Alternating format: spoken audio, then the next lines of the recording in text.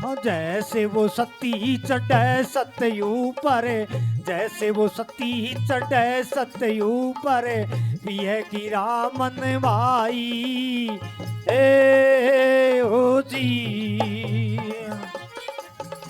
हाँ पावक देख डरेवा नाई, पावक देख डरेवा नाई, हस्तिता गे माई मन रे लगन लगाओ मेरा भाई ए ओ जी। लगन लगाए बिना काम को नहीं बने गो, लगन लगाए बिना काज को नहीं सरसी, अंत समय गए माई मन रे लगन लगाना मेरा भाई ए ओ जी।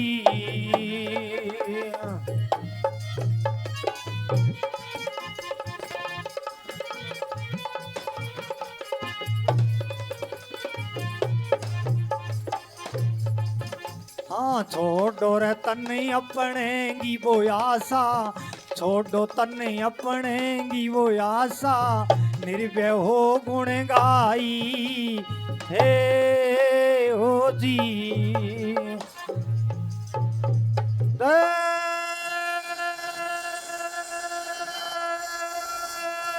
धन सतगुरु तेरा ही आसरा, धन सतगुरु तेरा ही आसरा, आज नाजर जिंदाराम, तेरा ही आसरा, प्रेम संतों के नारे राम, तेरा ही आसरा, बाबा मैनेजर साहब जी, तेरा ही आसरा, धन सतगुरु, तेरा ही आसरा, धन सतगुरु, तेरा ही आसरा। आज नाजर जिंदाराम। प्यारी साध संगत जी यथा स्थान बैठ जाएं। महात्मा जी स्टेज पर आप पहुंचे हैं। धन धन सतगुरु चले। अरे हम कहाँ से चढ़े?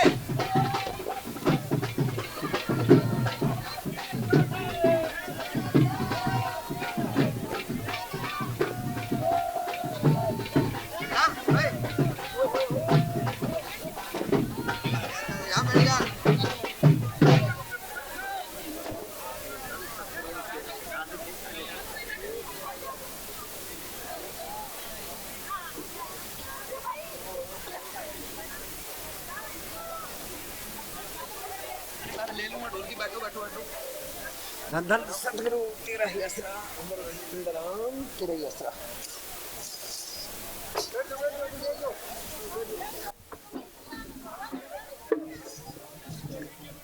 धन धन सतगुरु तेरे ही आसरा। प्यारी साध संगत जी इच्छा स्थान बैठ जाएं। महात्मा जी स्टेज पर आप पहुंचे हैं। जहां भी प्रेमी खड़े हैं बैठ जाए। एक बार लंगर बंद कर दें। धन धन सतगुरु तेरा ही आसरा।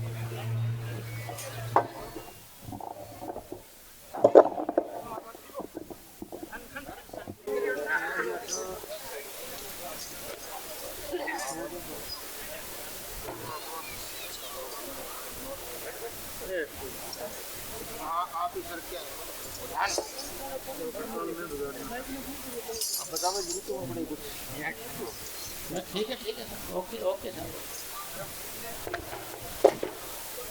धन धन सतगुरु तेरा ही आसरा। प्रेमी खड़े हैं थोड़े बैठ जाएंगे, इतने प्रेमी बैठ जाएंगे, इतने सभी लगाओ।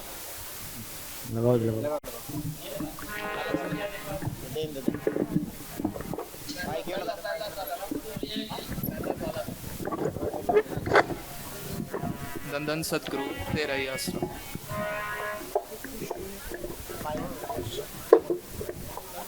धन धन सतगुरु तेरा ही आसरा। लख खुशियाँ पातशाहियाँ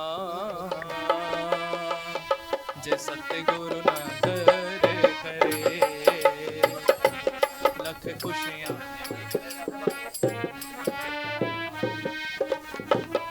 जे सतगुरु न दर करे, जे सतगुरु न दर करे, जे सतगुरु न दर करे, जे सतगुरु न दर करे, जे सतगुरु न दर करे, जे सतगुरु न दर करे, जे सतगुरु न दर करे। लख खुशियाँ पातशाहियाँ जे सतगुरु नदर करे। निमक एक हर नाम दे मेरा मन तन शीतल हो। जिसको पूरब लिखया तिन सतगुर चरण गहे। तिन सतगुर चरण गहे। लख खुशियाँ पातशाहियाँ जे सतगुरु नदर करे। लख खुशियाँ पातशाहियाँ जे सतगुरु नदर करे।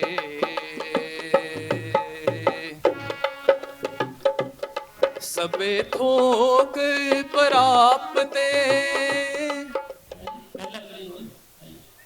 लख खुशियाँ पातशाहियाँ जे सतगुरु नदर करे।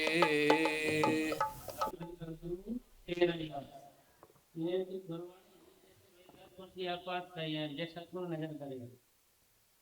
इसका मतलब क्या है कि वे अंदर वाले बाहर आने के नहीं। अगर लख खुशियाँ पास जो सतगुरु नजर करे, मान लेंगे भाई कितने बार अपन दर्शन कर दिए महाराज संतों के, तो हमारे तो लख खुशियाँ पास आई नहीं है। लख खुशियाँ के पास आई है मतलब बात सही है समझो। यानी दुनियादारी के राजा को तो हमें बादशाह कहते हैं। जो संतों के देश रूहानी देशों के राजा को हम बादशाह कहते हैं। लख उसके में लाखों खुशियाँ हैं, लाखों बादशाह हैं। तो जैसे सतगुरु नजर करे, जैसे सतगुरु एक बार नजर करता है देखता है तो लख खुशियाँ पास आई है। तो मतलब इसका अर्थ अंदर से है, बात से नहीं। जैसे अब सतगुरु के पास हम जाएंगे जब तो सतगुरु नजर करेगा हमारे, जब हमें लख खुशियाँ देगा, बात देगा। यानी फिर वो जो सतगुरु है ना वो है कहाँ पर? बाहर वाला सतगुरु तो समझाने के लिए है। लेकिन जो जो मांगे ठाकुर से सोई सोई दे। भाई ठाकुर से हम जो जो मांगते सोई दे। बाहर से नहीं मांगे बिना पूछे कहाँ देते हैं आपको बताओ। मतलब इसका अर्थ भी अंदर से है। इसी का मतलब निचोड़ सार क्या है कि भाई अंदर वाला जो सतगुरु ने वो देगा। यानी अंदर वाला सतगुरु किसको कहते हैं? जब हमें नाम दिया जाता है उसी दिन से सतगुरु हमारे अंदर सूक्ष्म रूप में बैठ जाता है। जिस दिन से हमें नाम दिया जाता है, जिस दिन से, उसी दिन से सतगुरु हमारे अंदर बैठ जाता है सूक्ष्म रूप में। और हमारी हर एक करतूत को सतगुरु हमारी हर एक करतूत को अच्छा या बुरा, खरा या खोटा, किसा भी हम ख्याल पैदा करते हैं, कुछ करते हैं कर्म, वो सतगुरु हमारे को देखता है। कौन सा सतगुरु? जिस दिन हमें नाम मिला था उसी दिन से सतगुरु हमारे अंदर बैठ जाता है। वो सतगुरु हमारे को यानी जो अच्छा कर्म करे, बुरा करे, कुछ भी करे वो देखता है। और वही सतगुरु है जो हमें दूर दरगाह ले जाके जाता है। उसी सतगुरु को हम आदर्श कहते हैं जिसे मौत नहीं। भाई जैसे बाहर वाला सतगुरु चौड़ा छोड़ जाए मान ले, तो हमें रूहानी देशों में कौन लेकर जाएगा? सचखंड में कौन लेकर जाएगा? अंदर के रुकावटों को कौन सुलझाएगा? हम तो अकेले जा नहीं सकते।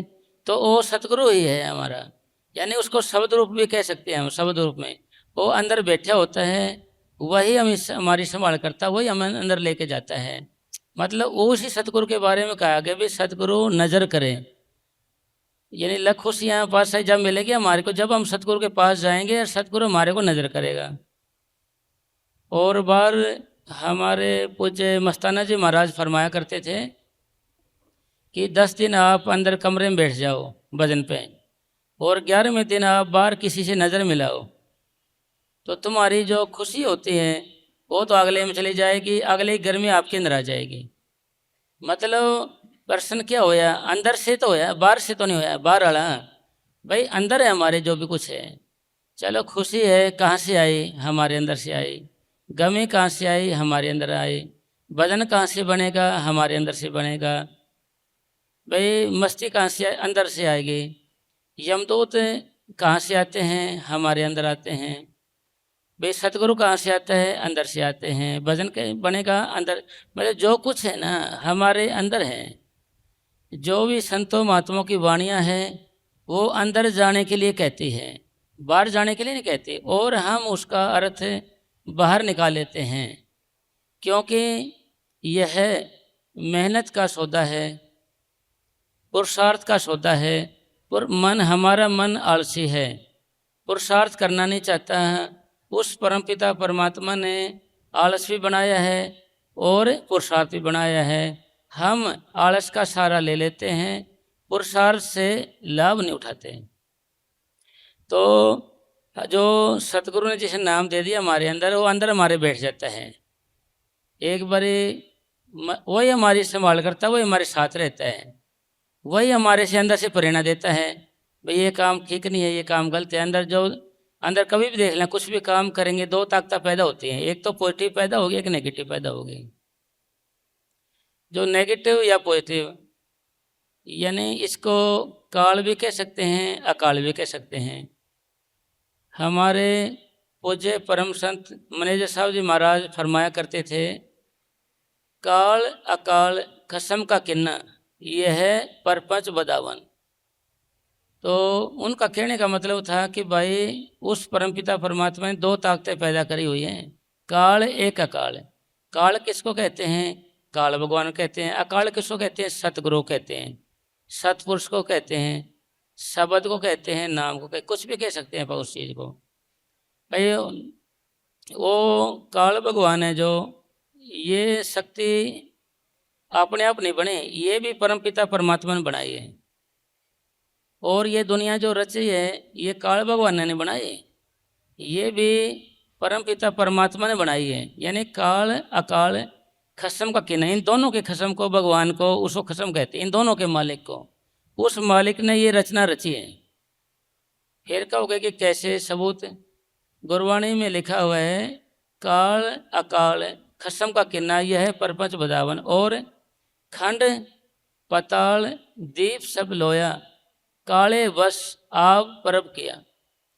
यानी काल के अधीन भी उस परमपिता परमात्मा ने ही हमारे को किया हुआ है, काल के अधीन। कैसे, यानी यानी खंड पताल, जो भी कुछ दीप वगैरह हैं, पताल हैं, भाई सब कुछ उस परमपिता परमात्मा ने रचा है। फिर कहा है दूसरी कड़ी में, काले वश, यानी काल के वश, काल के अधीन भी आप परब किया। आप ही खुद परमपिता परमात्मा ने अपने हवाले किया है। भाई इसका शाब्दिक अर्थ क्या होगा, भाई अपने आप किया कि जब शुरुआत में गुरु नानक साहब लिखते हैं, अरबन खरबन दूधू करा। गुरु नानक साहब कह रहे हैं कि अरबों खरबों से दूधू कारू था। दूधू कार का मतलब क्या था, न खंड था, न ब्रह्मांड था, न त्रिलोकी थी, न त्रिलोकीनाथ था, न शिव था, न नाथ था, न गोरख था, न ब्रह्मा था, न मैं विष्णु था, न महेश था। यानी ना वेद थे, न कतेब थे, गीता ने, कोई पुराण नहीं, कोई महाभारत, कुछ भी नहीं था। जब उस मालिक ने एक आवाज़ रची या आवाज़ पैदा हुई तो ये रचना चल सकी। अल्लाह ने कहा फी कुन हो जा, ये सारा कुछ बन गया। मतलब कहने का भाव ये, उस परमात्मा ने बनाया ये। फिर ये सारा रच के, यानी काल के हवाले भी मालिक ने किया, क्योंकि काले बस आप परब किया। फिर उन्होंने किया, भाई उन्होंने भजन वैसे नहीं किया, उन्होंने 72 चौकड़ी युग एक बारी किया, 64 युग एक बारी भजन किया, तब उसने ये किया। पहले भजन किया तो ये रचना दे दी उसको, दोबारा भजन किया, भाई अब नौकरा जी इसको मैं आबाद कैसे करूं संसार को। फिर जो ये आत्माएं थे ये परम पिता परमात्मा के पास रहते थे, तो आत्माओं को भगवान ने कहा कि भाई परमात्मा ने किया भी तुम काल का मैंने देश रचा है, तुम तमाशा देखने चले जाओ। कुछ आत्मा तो चले गई, कुछ आत्मा अकड़ गई, भाई हम आपको छोड़ के कहीं नहीं जा सकते, भाई तुम्हारे को मैं ले आऊँगा, नहीं नहीं हम नहीं जाएंगे आप छोड़ के।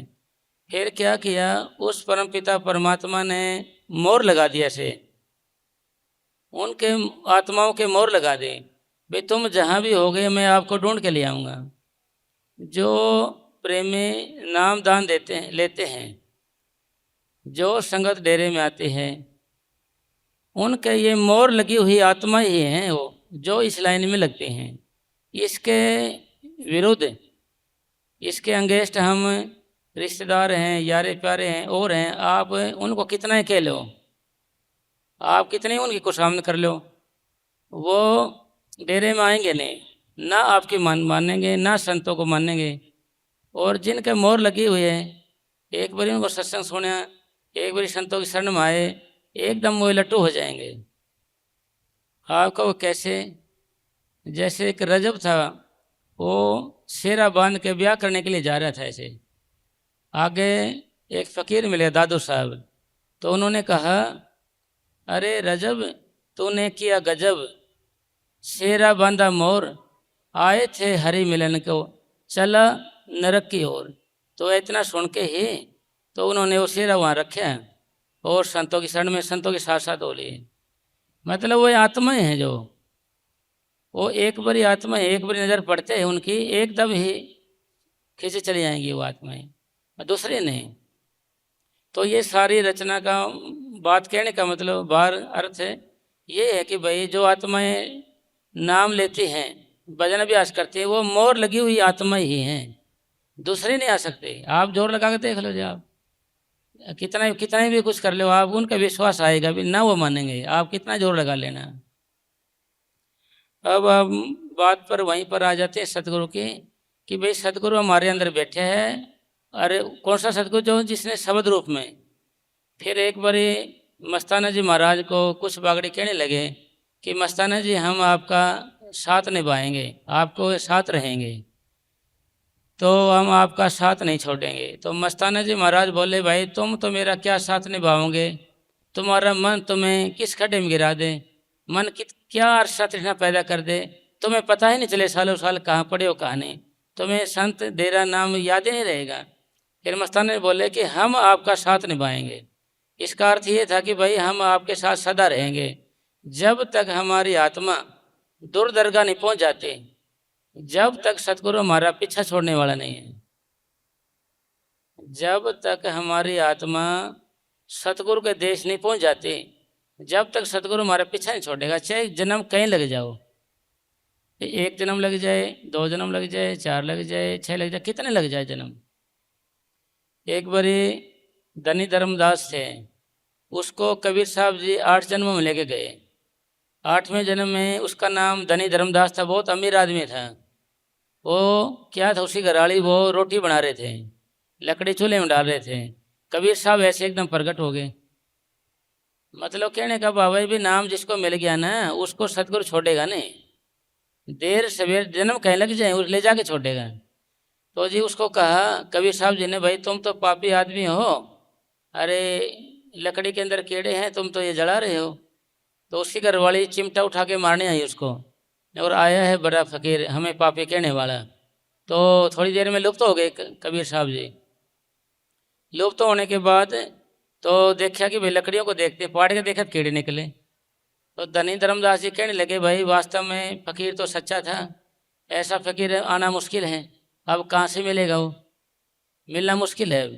तो जी घरवाली कहने लगे गुड़ पर मक्खियाँ आ ही जाती हैं, गुड़ पर मक्खियाँ आ ही जाती हैं, आप ऐसे करना भंडारा बना लेना। ऐसे फकीर घने बहुत ही फिरते हैं, काफ़ी फिरते हैं फकीर, ऐसे आ जाएंगे आपको भंडारे को देख के हलवे के स्वाद के चक्कर में आ जाएंगे, बनाओ भंडारा आप। उन्होंने धनी धर्मदास जी ने खूब भंडारा किया, खूब प्रोग्राम किया, फिर भी वो फकीर नहीं आया। फिर बोले ना तो मेरे पैसा रहा ना वो फकीर आया, क्या करूं भाई, अब तो मरने में ही भलाई है। तो नदी के किनारे या गंगा किनारे जाके मरने के लिए डुबकी मारने लगे ऐसे, एकदम कबीर साहब जी ने बाँह पकड़ ली, भाई क्या करते हैं? नहीं, मर जाऊँ जी, आप पहले आए नहीं। और जी पहले मैं आ जाता तो, अगर मैं पहले आ जाता तो तेरी घरवाली कहती गुड़ पर मक्खी आ ही जाती हैं, इसलिए मैं नहीं आया। तो छोड़ो, अब तेरे को सच्चा नाम का खजाना देंगे आपको, सच्चा नाम खजाना, और वो सदा के लिए रहेगा तेरे पास। तो मतलब कहने का ये है कि हर एक आत्मा को परम पिता परमात्मा सतगुरु, जिनसे सतगुरु फिलहाल के चोले में, मौजूद चोले में काम ले रहा होता है, उसी चोले में दर्शन दे के लेके आएगा। चाहे वो बैठा विदेश में है, कहीं भी बैठे हैं, सब गट साइया सोनी सेज ने कोए, बलिहारी जाऊं उस गट पे, जा गट प्रगट होए। मतलब भाई सारे को भगवान है, मगर मैं प्रगट कुर्बान किस पे हूँ? जहाँ पर प्रगट है अब है भाई, उसी के रूप में दर्शन देगा। एक बारी एक मोमडन था कोई मुसलमान, वह पहाड़ों के ऊपर योग अभ्यास करता था, योग अभ्यास करता। और महाराज हमारी दादा पातशाही महाराज सावन सिंह जी के समय की बात है ये, तो योगी अभ्यास करता था मुसलमान। तो महाराज सावन सिंह जी ने दर्शन दिए, क्योंकि भाई जो तो ये भक्ति का रास्ता अपनाता है, ये भगवान के मिलने का रास्ता नहीं है, भगवान से मिलने का रास्ता नहीं है ये। क्योंकि फिर मैं क्या करूं जी, आप ब्यास आओ, आपको हम भजन का तरीका बताएंगे कि कैसे भजन किया जाता है, किस तरीके से बैठा जाता है, कैसे किया जाए। तो ठीक है साहब। वो पूछताछ करते हुए ब्यास आया, टाइम लगा उसको, तो देखा तो सत्संग हो रहा था, पूरा लास्ट था। सोचा भाई वही फकीर है जो सपने में आया था, तो वही फकीर है। तो देखा तो जी फिर नाम की लाइन में खड़े हो गया वो। नौकरा जी आप कहाँ से आए हो, आपको नाम नहीं मिलेगा। नौकरा जी आप पहले तो लेके आते हो, फिर मना करते हो। चलो बाबा जी बोले चलो बैठ जा। मतलब कहने का भाव ये है कि जिसमें मौके पे मतलब जिसको मौके पर संत या सतगुरु या भगवान या परमपिता परमात्मा जिनसे काम लिया होता है, उसी रूप में उसको दर्शन देता है और लेकर आएगा। यानी हर एक आदमी को सतगुरु तसल्ली दे के ले आया है, वैसे कोई नहीं आया, ना कोई इस लाइन में लगेगा जी। आप किसी को भी देख लो जी। एक प्रेमी था, वो उसके घर पर कई महाराज आते थे, सतना महाराज भी आते थे, दिनोदाले महाराज भी आते थे, और भी कई महाराज आते थे वहाँ पर। जब की बात है तो जी उसके घर के कहते भाई नाम ले ले तुम। वो कहता जी जो मेरे कन्ने खड़े होकर नाम देगा ना जी, कन्ने खड़े हो गए ऐसे सिराने खड़े हो गए, तो मैं उससे नाम लूँगा। तो जी कई साल बीत गए, तो जी मनीष साहब जी वहाँ आए गाँव में के अंदर। मनीष साहब जी गांव के अंदर आए कि उसके बहन ने बोले भाई महाराज आए हमारे, तो नाम ले ले। बोला भाई मेरे कन्ने खड़े होकर देगा, नाम लेऊंगा। तो जी वो लास्ट में आया था, लास्ट में आया था तो पीछे पीछे खड़े होएगा ना जी, लास्ट में आया तो पीछे भी ऊपर छत थी, छत के ऊपर सब बैठे हुए थे, तो लास्ट में बैठ गया। तो मनीष साहब जी कुर्सी बैठे थे ऐसे। मनीष साहब जी बोले भाई एक कुर्सी उठाओ और परली तरफ रखो इसको, जहाँ पर वो आदमी था वो। तो बैठ के महाराज जी कुर्सी बिठाए, वो साथ में बैठा। बाबा जी सारे खान के बोले भाई अब तो तेरे कन्ने खड़े हैं, अब तो नाम लेगा। नौकरा जी ले लूँगा अब तो नाम, कोई दिक्कत नहीं जी। भाई मैं तेरे कन्ने खड़े हूँ, अब तो नाम लेगा क्या? तो मतलब उसको तसल्ली देगी। जब इस शरण में आया, एक बारी दिल्ली का विद्या प्रकाश है, वो ट्रस्टी था, वो क्या करे काली माता का पुजारी था। ऐसे सत्संग हो रहा था, तो पीछे खड़े हो गया वो यहाँ पर। वो मंत्र जानता था, वो मंत्र जपने लग गया भाई महाराज को वश में करने के लिए, भाई महाराज को वश में करेंगे। तो मैनेजर साहब जी महाराज बोले उसको, भाई उस पंडित जी को बोला यहाँ आ जा, इधर स्टेज के पास आ जा। मैनेजर साहब जी बोले उसको कि भाई स्टेज के पास खड़े हो जा। जो कहते वो इतनी दूर से मंत्र रेंज में नहीं आएगा, भाई इतनी दूर मंत्र रेंज में नहीं आएगा, यहाँ पास खड़े हो कि क्या पता रेंज में आ जाए और तेरा काम कर जाए। वो शर्मिंदा हो गया जी, तो भाई महाराज तो सब जानते हैं जी, हैं जी। फिर उसने मतलब नाम लिया ऐसे। मतलब कहने का भाव ये है कि हर एक सत्संगी को सतगुरु अंदर तय तसल्ली दे के लाएगा, जब भी तो हम इसमें रास्ते में टिकेंगे, नहीं तो कैसे टिक सकते हैं? यहाँ पर टिक नहीं सकते कोई भी। यानी मतलब उसको सतगुरु कहते हैं। एक बारी 10वें पातशाही गुरु गोविंद सिंह जी के समय की बात है, भाई जोगा सिंह थे, उनका ब्याह हो रहा था, ऐसे फेरे हो रहे थे, 2-3 फेरे हो गए थे। तो गुरु गोविंद सिंह जी चेले को बोला कि भाई सिख को कि भाई इसको गुरु गोविंद सिंह जी ने बुलाया। तो जी 3 फेरे होके बाद वो चल पड़े ऐसे। उन्होंने कहा भाई तेरे को इसने इधर का नहीं छोड़ा, नहीं इधर का छोड़ा, 3 से 7 फेरे लेते हैं ना। तो जी इसका नौकर भाई मेरे गुरु का हुक्म है, मैं नहीं कुछ कर सकता है। तो जी फिर उसके बाहर आया ना, थोड़ी दूर उसको अहंकार हो गया कि देखो मैं कितना गुरु का प्यारा हूँ, कितना मैं गुरु का प्यारा हूँ। देखो कहते मैं फेरे भी छोड़ कर आ गया। तो गुरु गोविंद सिंह जी महाराज ने सोचा कि भाई इसके तो फोड़ा हो गया है, अहंकार रूपी फोड़ा हो गया है, ये चलेगा नहीं लंबे समय तक। फिर इसका फोड़ा साफ करना चाहिए, यानी खुजली होती है, खुजलाते हैं, विषाक्त फोड़ा बन जाता है, और उसे खुजलाएंगे तो भारी जहर बन जाएगा। तो ख्याल आया उसका, आगे ख्याल बदल गया। आगे वेश्या का मकान था, वो बार बार वेश्या के पास दरवाजे पे जाए, गुरु गोविंद सिंह जी आगे खड़े हो जाए ऐसे, अरे भाई तू यहाँ क्या काम करे, तेरा यहाँ क्या काम है। फिर वापस आ जाए। फिर थोड़ी देर में सोचे गुरु गोविंद सिंह जी चले गए होंगे, फिर जाके वहीं वेश्या के पास चले जाए, उस साइड में जाने के लिए दरवाजा खड़खड़ाए। फिर गुरु गोविंद सिंह जी आ जाए, भाई तेरा काम क्या यहाँ पर है। से कह दो तो भाई तू भजन कर, सेवा कर, भक्ति कर। तो फिर वो 3 बार आया। तो 3 बार फिर महाराज जी ने चांटा मारा उसको अच्छे से खींच के, फिर वो गिर पड़ा ऐसे। फिर आया गुरु गोविंद सिंह जी बोले भाई इन्हें बताओ जी मैं संगत की सेवा करूं और करूं या फिर तेरी संभाल करूं, बता क्या करूं। फिर उसको तसल्ली होगी, भाई महाराज जी तो सब जानते हैं। मतलब जब हमें तसल्ली होती है, हम विश्वास होता है हमारे को, फिर हमारे अंदर प्रेम जागता है। कब? जब तसल्ली होने के बाद। भाई थोड़ी बहुत चोट लगे हमारे को, कोई थोड़ी तसल्ली हो, कोई बात चुभे हमारे को, कोई बात चुभे ना हमारे को, जब भी तो हमारा मन पसीदेगा। ऐसे तो पसीदा नहीं, जैसे पत्थर हो जाता है ना, पत्थर पे कोई असर ही नहीं होता कितनी बात कह लें। यानी जब हम, फिर आप कहोगे जी ये होगा कैसे ये सब। भाई ये सब जब होगा जब आप सही ढंग से नामों को दोहराओगे, सही ढंग से नामों को दोहराओगे। जैसे नाम लिए, जैसे अपने कितने साल हो गए, ये अपने प्रेम बैठे हैं, ये बैठे बैठे 3-4 आसन बदल लिए। देखो 3-4 बैठे बैठे अभी थोड़ी देर तो हुई है, और 2-3 बार पानी पुनी मंगा के पियेंगे ऐसे। भाई बहुत बड़ा भारी काम करे बैठ के जैसे, तो ज़्यादा जोर लग गया ना, तो 3-4 आसन बदल लेते हैं ऐसे। तो शुरुआत है ये हमारी पासन की। भाई नाम लेकर अपन कैसा लोगे नाम लिए को। फिर प्रश्न था ना कि भाई हमारे अंदर कमी कहाँ रह गई, हम वो कमी को ढूंढना चाहते हैं। भाई अपने को बैठे हुए कितनी देर हुई, अभी थोड़ी देर हुई, इसमें प्रेम ने देखो कई आसन बदल लिए। तो सबसे पहला हमारी इस लाइन में आसन है, एक आसन जम जाए हमारा। हमें अपने नाम लिए अपने कितने साल हो गए, अभी एक आसन नहीं जमा हमारा। तो अभी आपने देखा होगा, अभी हमारे प्रेमी जैसे ईर्ष्या है तो ईर्ष्या कर रहे हैं, वैर रख रहे हैं वैर है, विरोध कर विरोध करते हैं, निंदा करते हैं, चोरी चोरी करेंगे, गाली देंगे, झूठ बोलेंगे ऐसे। तो मतलब मन के ऊपर कुछ फर्क नहीं पड़ रहा है, कोई बात चुप नहीं रही।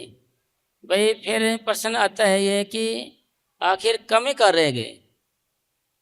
भाई कमी कहाँ रह गई। कभी कभी प्रेमी कहते हैं भाई हमारे को तो बच्चा कुछ नाम दे रखा है, ऐसे महाराज ने बच्चा कुछ नाम दे रखा, असर ही नहीं करता वो। कुछ प्रेमी कहते थे भाई एक्सपायरी डेट वाला नाम दे दिया, भाई वैलिडिटी खत्म हो गई थी उसकी, वो दे हो या कुछ असर ही नहीं करता। जैसे दवाई एक्सपायरी डेट की हो जाती है ना, तो काम ही नहीं करती, वो तो काम ही नहीं करता, भाई क्या करें। तो जी फिर समझ में आता कि बाबा जी ने तो नाम भाई 1 नंबर का दिया है, जैसे औरों को दिया ऐसे आपको दिया है। मास्टर तो बराबर ही पढ़ाता है सबको, तो एक तो मेरिट बना लेता है, एक बेचारी कंपार्टमेंट नहीं टूटती। तो कमी कहाँ रहेगी, कमी हमारे अंदर रह गई। तो कमी कहाँ रहेगी हमारे अंदर, जैसे कि हमारे को कई साल हो गए, 10, 20, 30, 40 साल हो गए नाम लिए को, अभी तक हमारी एक आसन नहीं बने। एक आसन में बैठ गए तो बैठ ही गए। भाई एक आसन में बैठ गए तो न्यू समझो कि बैठे गए। और आसन किसको कहते हैं, जिसमें आप लंबे समय तक बैठ सकते हो किसी चीज़ में और बिना दर्द सहे। भाई कैसे बैठ सकते हो, आपकी मर्जी है, किसी भी आसन में बैठ सकते हो आप। यानी अकॉर्डिंग टू बॉडी, शरीर के अनुसार है। शरीर के अंदर जैसे राड डली हुई है, बेचारा वो चौकड़ी कैसे मारेगा, वो तो सीधी टांग कर बैठेगा, सीधी टांग करके बैठ गया तो बैठ ही गया है, हिलना नहीं है फिर आपने। क्योंकि आप कहेंगे कि ये गुण हमारे अंदर क्यों नहीं आते, मन हमारा पसीता क्यों नहीं, नरम क्यों नहीं होता, दीनता नम्रता क्यों नहीं आती हमारे अंदर। भाई दीनता नम्रता के उदाहरण तो हम बहुत देते हैं, दूसरे को समझाते हैं, हमारे अंदर असर क्यों नहीं होता, और समझाने से भी नहीं आती हमारे अंदर। और साल कितने हो गए अब तक नहीं आई, तो आगे क्या उम्मीद है, ये भी तो देख लो ना। क्योंकि दो दो ताकतों का हमने संग करके देख लिया, जब भी नहीं आई तो अब आगे क्या उम्मीद है। तो अब आप ढूंढना चाहेंगे कि कमी कहाँ रहेगी हमारे अंदर। कमी हमारे अंदर ये रह गई कि भाई हमारा अभी तक एक आसन बने नहीं, और एक आसन बने बिना हमारी रूह सिमटेगी नहीं। और मतलब अगर आप दूध होता है, दूध को आप आग पे चढ़ा जब हिलाते रहोगे, आप हिलाते रहोगे तो दूध की मलाई नहीं बनेगी। दूध की मलाई कब बनेगी, जब दूध को हल्की आग पे चढ़ाया जाए और दूध को हिलाया ना जाए। ये दूध किसको कहते हैं, ये शरीर रूपी दूध है, ये शरीर रूपी दूध है, इसको हम हिलाते रहेंगे। मलाई किसको कहते हैं, एकाग्रता को, यानी सिमटाव को, एकाग्रता को मलाई कहते हैं।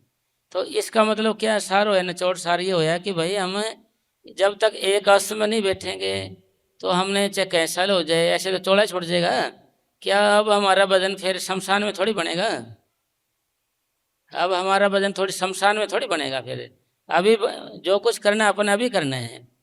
यानी अभी हमने सबसे पहला तरीका क्या अपनाना है, अभी एक आसन बनाना है, एक आसन। ये वे अक्सर लोग हैं ना जैसे ये बैठे हैं, हम इसको ऐसे बैठ जाते हैं अक्सर, ऐसे थोड़ी देर में ऐसे बैठे ऐसे करने लग जाएंगे, तो फिर क्या है कि यहाँ जलन होने लग जाएगी, यहाँ हो जाएगी, फिर हिलेंगे अपन, हिलते रहेंगे, फिर आगे पीछे करेंगे तो मतलब आसन बनेगा नहीं हमारा। ये मैंने साहब जी ने बताया था, इसको भाई इसको ऐसे कर लो, इधर इसको ऐसे निकाल लो, अलग अलग कर लो, एक आगे पीछे कर लो, आराम से बैठ जाओ आप।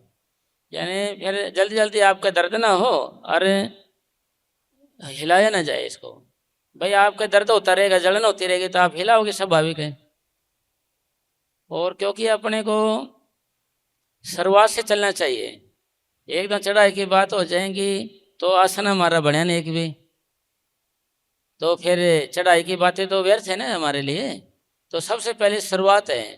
शुरुआत क्या है, यानी ए आ ई सीखना पड़ेगा। भाई शुरुआत है, जैसे पंजाब वाले आप जैसे बैठे सरदार लोग, ओडा एडा एडी ससा हाथ सीखना पड़ेगा ना, है ना जी। और मोमडन भाई बैठे हो तो अलिफ बे पे ते से टे सीखना पड़ेगा, जब सीख सकते हैं, शुरुआत है। तो इसका मतलब क्या होया कि पहले एक आसन जमा हुआ, पहले आप शुरुआत करते हैं एक आसन से, फिर रीढ़ की हड्डी होती है, इसमें अकड़ना नहीं अपन, ऐसा नहीं। और गर्दन को झुका के नहीं बैठना कभी भी, गर्दन को सीधे बैठना है, ऐसे बिल्कुल सीधे रखना है। और हाथों को हम ऐसे बैठ जाते हैं, थोड़ी देर मन ऐसे खोलता है, फिर पहले खोल कर रखो इसको ऐसे। और फिर क्या करना है अपने को, फिर क्या करना है भाई, हमने फिर उस परम पिता परमात्मा के आगे प्रार्थना करनी शुरू करनी है। जहाँ दवा से नहीं काम बनता वहाँ दुआ से बन जाता है, यानी प्रार्थना से बन जाता है। तो प्रार्थना क्या करनी है उस आगे की, क्योंकि वो लिखा है ना, मेरे पाप कर्म है तुझसे प्रीत करने नहीं देते हैं, मिलूं चाहूँ आपसे रोक ये लेते हैं। जो हमारे पाप है ना, ये हमें आगे बढ़ने नहीं देते हैं, पाप हमारे। तो फिर मस्ताना जी महाराज ने बोले हैं कि भाई आप ये प्रार्थना किया करो हर रोज कि सतगुरु मेरे गुनाहों के लिए माफ़ी दे, मेरे पापों के लिए माफ़ी दे सतगुरु, आगे कोई गुनाह ना हो, भाई आगे कोई गुनाह ना हो, इसके लिए मेरे को ताकत बख्श। ये आपने बोलना है, ये दिल की बोली है जो प्रार्थना है, ये बोलना ही आपने उस मालिक आगे। क्योंकि जिस आगे चले नहीं चारा उस आगे सदा नमस्कारा, भाई उसको तो राम राम ही करनी पड़ेगी, चारा तो कुछ है ही नहीं। तो इसलिए हमने करके इससे के बैठना, हाथों का ऐसे करके ले लेंगे और प्रार्थना करनी है। फिर मस्ताना जी महाराज फरमाया करते थे कि तुम्हारे अंदर वजन उठाने वाला, पाप उठाने वाला सतगुरु बैठा है, आप सारा पाप उसी के ऊपर डालो, कैसे पाप? जैसे प्रार्थना करो, शाम को बैठो जब भजन पे आओ कि सतगुरु दिन भर का काम तेरे हुक्म से हुआ, तेरी शक्ति और संपत्ति के सहारे हुआ, जो किया तुमने किया, मैंने कुछ नहीं किया। तो इससे क्या होगा? दिन भर का जो पाप होता है सारा सतगुरु पर जाएगा, आप फ्री हो जाओगे। तो ये बोलना आपको। अगर ऐसे नहीं बोलोगे आप, फिर आपका क्रियामान कर्ता बन जाओगे। आप बन गए आप तो भोक्ता ही बनोगे, आपके ऊपर कर्म भी आएगा। क्योंकि 3 घंटे का भजन तो हमारा इतने पाप कर लेते उसमें चला जाता है। 3 घंटे का भजन तो हमारा उसमें चला जाता है जितने हम पाप कर लेते हैं रोज रोज के। 3 घंटे से ज़्यादा भजन करें जब हमारे कुछ पल्ले पड़ता है। तो इसका सार क्या होया, निचोड़, कि हमने इस तरीके से चलना है। इस तरीके से चलेंगे तो फिर कदम आगे बढ़ेगा। भाई दिमाग में ये नहीं है कि मैंने कुछ किया, अगर किया फिर आपको भुगतना पड़ेगा। फिर आपके क्रियामान का असर होगा, आपको वो बैठने देगा पाप। आपको दिया भला किया, बहुत किया उपकार, जो कोई कहेगा मुझ दिया, बहुत सहेगा मार। अगर आपने कुछ दिया, भला किया, अच्छा कुछ भी किया, आपने अच्छा किया भाई, बढ़िया किया, बहुत किया उपकार, जो कोई कहेगा मुझ दिया, बहुत सहेगा मार, मतलब फिर पाप गुनाह का भार सारा उसके ऊपर जाएगा। तो इसलिए सतगुरु हमारे अंदर वही बैठे, क्यों शब्द रूप वाला, जिसने हमारे को नाम दिया तो वही अंदर बैठ जाता, वही बात ठाने वाला है, उसी पे छोड़ना अपने को सारा कुछ।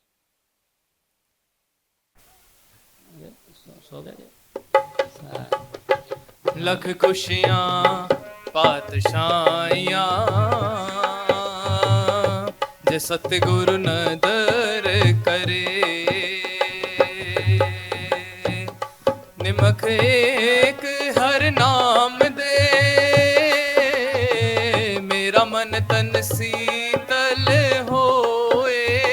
जैसे गुरुवाणी में लिखा है, भाई देखो, जब तक सूरत सिमटे नहीं, मन निश्चल नहीं हुई, यानी शांति कहो, चैन कहो, है ना, उन्हें प्रेम कहो, या आनंद कहो, या स्वाद कहो, या मस्ती कहो, एक बात है, जब तक आपका सिमटा होना शुरू नहीं होगा, आपके अंदर चैन नहीं आएगा। आपके अंदर चैन नहीं आएगा, खुश नहीं होंगे आप। आपके दिन भर की टेंशन दूर नहीं होगी, दिन भर की टेंशन दूर नहीं होगी आपकी। और बीपी वगैरह भी शांत नहीं होगा। कब? जब तक आप का सिमटाव नहीं होगा। जब आपका सिमटाव होने लग गया तो आपके अंदर दिन भर की जो थकावट हुई है, आपको दिन भर के जो विचार पैदा हुए हैं, सारे कुछ एकदम खत्म हो जाएंगे। बिल्कुल आपका शरीर हल्का फुल्का हो जाएगा, बड़ा चैन आ जाएगा आपको। कब? जब आपका सिमटा होया। जब तक आपका सिमटाव नहीं होगा तो आपका कुछ फर्क नहीं पड़ेगा। फिर ये प्रश्न पैदा हुआ कि हमारा सिमटाव भाई क्यों नहीं हो रहा, क्या चक्कर है? बात फिर वो आ गई, भाई हम ढंग से सेवन नहीं कर रहे। ढंग से सेवन करना किसको कहते हैं? क्योंकि अपन दो ही बात सीखनी है अपने को, तो भाई सेवन किस तरीके से बने हमारा। बस बात सिर्फ एक नुक्ते मुकेगी हमारी कि भाई सेवन कैसे बने। क्यों सेवन बने बिना हमारे शांति आएगी नहीं, आते बदलेगी नहीं, स्वभाव भी बदलेगा नहीं। और बातों का सारा पता होगा फिर भी मन गलती करता है। मन जानत है सारी बात, जानत ही औकण करे, सामने कुआ हाथ में लालटेन, फिर भी कुएं में पड़े। मतलब अपन ज्ञान सारा है, सारी बातों की समझ है, फिर भी हमारे से गलती होती रहती हैं। तो वजह कारण क्या है? कारण यही है कि हम मजबूत नहीं हैं, यानी हमारा सिमटाव नहीं होता है। सिमटाव हुए बिना हमारा मन वश में नहीं आएगा। क्योंकि सिमटना, शरीर का सिमटने का नाम है मन को वश में करना है। कबीर साहब जी फरमाते हैं, जो जो भक्ति कबीर की त्यो तो राम निवास। भाई जितना जितना हम भजन करेंगे उतना अंदर मालिक बसेगा। और जितना अंदर अभ्यास करेंगे, बैठेंगे, तो सिमटाव का नाम है, मतलब इस शरीर का अगर आपका आधा आ जाते हो, नाभि तक आ जाते हो, न्यू समझो कि आप आधे भगवान बन गए, आधे परमात्मा बन गए, बंदे से रब बन गए, समझो इंसान से भगवान बन गए, यानी सिमटा उसे, और ऊपर आ गए तो पूरे आ गए। मतलब फिर क्या है कि आप उसके अंदर ही समा जाने के योग्य हो जाओगे, परमात्मा के अंदर, क्योंकि आप शरीर नहीं हो, आप आत्मा हो। सिमटाओ, आत्मा का सिमटने का नाम है हमारा का क्या, हम क्या, आत्मा, आत्मा का ऊपर आना है। और आत्मा का ऊपर आना एक आत्मा का मुक्ति का कारण बनता है, क्योंकि मुक्ति वाला सतगुरु हमारी आंखों के बीच में बाट देख रहे हैं। हमारा जो सतगुरु है वो आंखों के बीच में हमारा इंतजार कर रहा है, इंतजार आंखों के बीच में बैठ के। हमारा जो सतगुरु है आंखों के बीच में बैठ जाता है, कब, जब से नाम मिला, जब भी हमें नाम मिलता है। वो क्या है, वैसे खुद परमपिता परमात्मा या सतगुरु का रेजिडेंस या निवास स्थान आंखों के बीच नहीं है, उसका निवास स्थान पांचवा मंडल है, उसका निवास स्थान पांचवा मंडल है। पांचवें मंडल में से सतगुरु नीचे आता है पहले मंडल में। क्यों आता है? वहाँ पर जीव को ले जाने के लिए कि आज ये यहाँ आ गया हो तो मैं इसके ऊपर ले जाता हूँ, भाई आज ये यहाँ आ गया हो तो मैं इसके ऊपर ले जाऊँ, यानी रोज आता है देखने के लिए, चेक करने के लिए। या यूँ समझो कि भाई मास्टर है, गेट में नहीं मार सकता है कि विद्यार्थी आया कि नहीं आया, घर नहीं आएगा ना रास्ते में जाएगा, अगर आ जाएगा तो अंदर पढ़ाएगा, सारे काम करेगा। इसी तरीके से सतगुरु हमारे इंतजार में रहता है। अब जैसे कहेंगे भाई सतगुरु एक आदर्श है, चोला नहीं छोड़ सकता वो। कबीर साहब ने लिखा है, हम क्यों मरे संसारा, हमें मिला है जीवन हारा। भाई जीवन हारा का मतलब नहीं है कि ये शरीर तो खलड़ी है, न गुरु की रहनी है न चले की रहनी, जाना है, पर जो आत्मा है ना, जो वह तो अमर अजर है, उसको लेकर जाता है सतगुरु हमारा। यानी उसी कोई मुक्ति उसी की होनी है, यानी उस मुक्ति का मतलब वो आत्मा परमात्मा में समा जाती है। आप कहोगे कि कैसे समा जाती है? जैसे 2 नमक की थैली कहने लगी, भाई हम समुद्र की गहराई को नापेंगे, पूरा आज नाप के रहेंगे, तो 2 नमक की थैली अंदर गई, ऐसे नीचे गई, पिघलने लगी, फिर ऊपर आते आते पिघल गए, उसी में ख़त्म हो गई।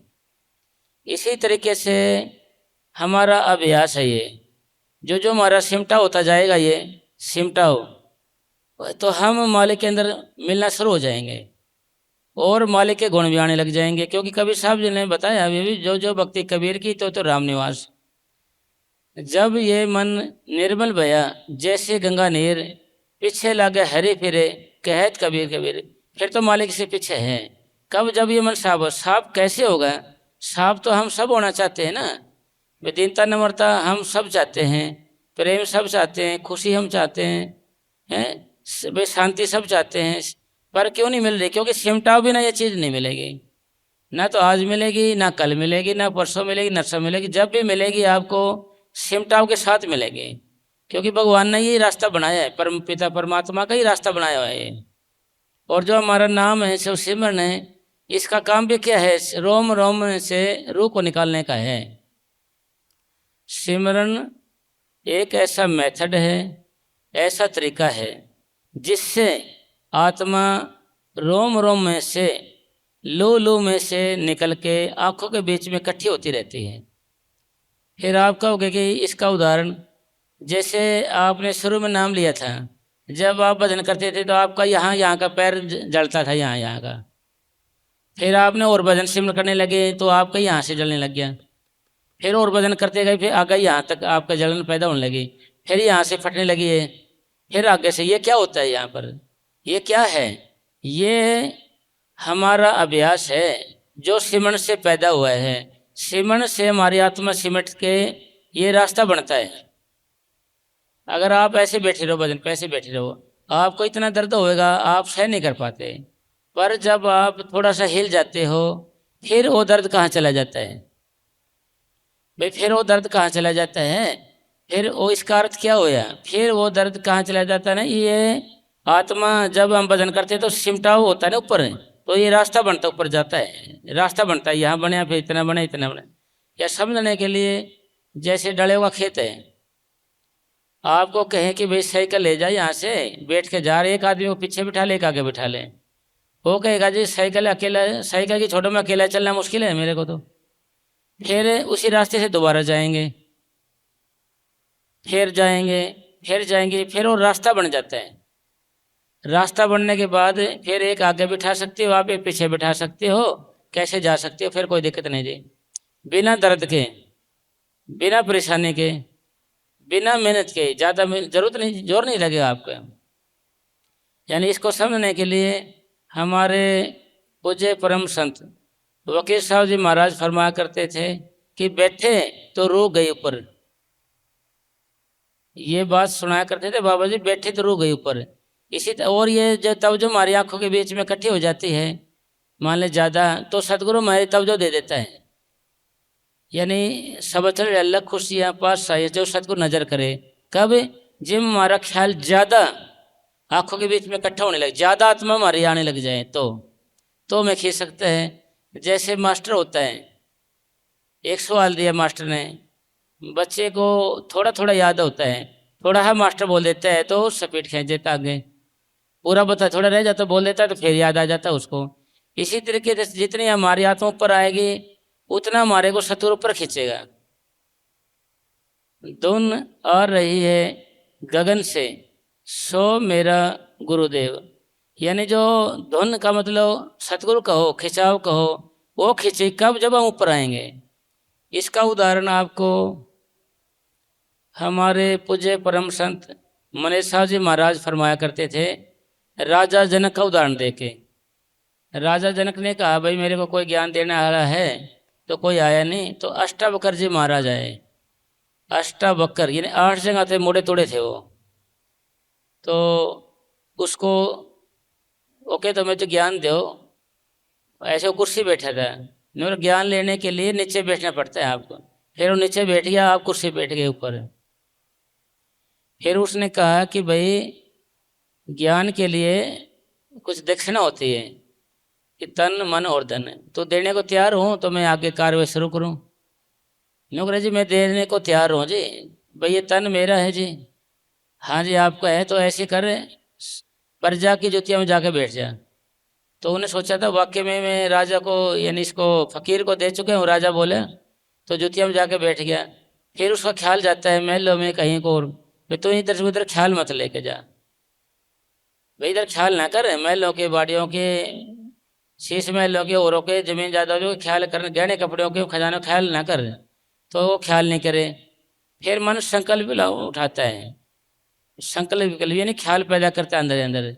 यानी ये संकल्प विकल्प को रोक, भाई संकल्प मठा तेरा तो कुछ है नहीं, तन मन धन मेरे को दे दिया तेरे को, तेरा बच्चा क्या है, इस सूरत को मतलब इन जड़ पदार्थों मत लगा। यानी इसका बारे में हमारे पूज्य परम संत तवज्जो कहते थे, तवज्जो। भी तवज्जो को मतलब बाहर ना फेंके, बाहर का मतलब दुनियावी शक्लों में, ख्यालों में, इधर उधर धंधों में ना ख्याल करे, इनका ख्याल मत लेके आ। यानी एक जगह तवज्जो रखे। तवज्जो को ध्यान भी कह सकते हैं, तवज्जो को एकाग्रता भी कह सकते हैं। एकाग्रता को एक जगह ख्याल को इकट्ठा करना कह देते हैं। योगी लोग इसको त्राटक भी कहते हैं, त्राटक। यानी वो ऐसे आंखों से नाक अगला हिस्सा देखते हैं, नाक का ये हिस्सा, यह कहते हैं कि इसका ध्यान यहाँ करना, यहाँ ध्यान है, मतलब एक जगह ध्यान करेंगे। यानी ख्याल हो जाए। जैसे हमारे पूज्य परम संत मनीष साहब जी उदाहरण दिया करते थे हलवे का, भाई हलवा बनाते हैं, तवज्जो से बनाएंगे, ध्यान से बनाएंगे या ख्याल रख के बनाएंगे तो पक जाएगा, नहीं तो कच्चा रह जाएगा या पक्का रह जाएगा या सड़ जाएगा। और किसने काम किया, वो तवज्जो ने काम किया, तवज्जो ने, आपकी शक्ति ने काम किया। जो जी तुम्हारी वो शक्ति थी, एकाग्रता थी, वह तुमने बाहर फेंक दी। वो चीज़ मतलब बाहर ऐसे ही हमने आंख बंद करके ऐसे देखना है, ऐसे ही जैसे आप बाहर देख रहे थे उसको, आंखें बंद कर लिया आपने आराम से। आंखें ये ध्यान रहे ये आंखें नकली हैं, इनसे कुछ नहीं दिखाई देगा। ये प्रयास रहती है लाइट ना चसे तो इसको कुछ नज़र नहीं आएगा। सूर्य ना निकले तो इसको कुछ नजर नहीं आएगा, और चश्मा और लग जाता है, मोतियाबिंद और हो जाता है आगे से आगे। तो इसका मतलब क्या होया कि जो तवज्जो, जो ध्यान आपने बाहर लगा दिया था वही ध्यान आपको अंदर लगाना है। फिर दूसरा, जैसे बच्चे साइकिल चलाते हैं, चला रहे हैं, पैडल मार रहे हैं ऐसे, तो उसकी गति चल रही है, पर वो पकड़ भी रहे हैंडल और आगे भी ध्यान रखना है, पर पैडल मारने छोड़ दे तो वही गति रुक जाती है, उसकी गति रुक जाएगी। इसी तरीके से पैडल के साथ साथ ही उसकी गति निर्भर करती है।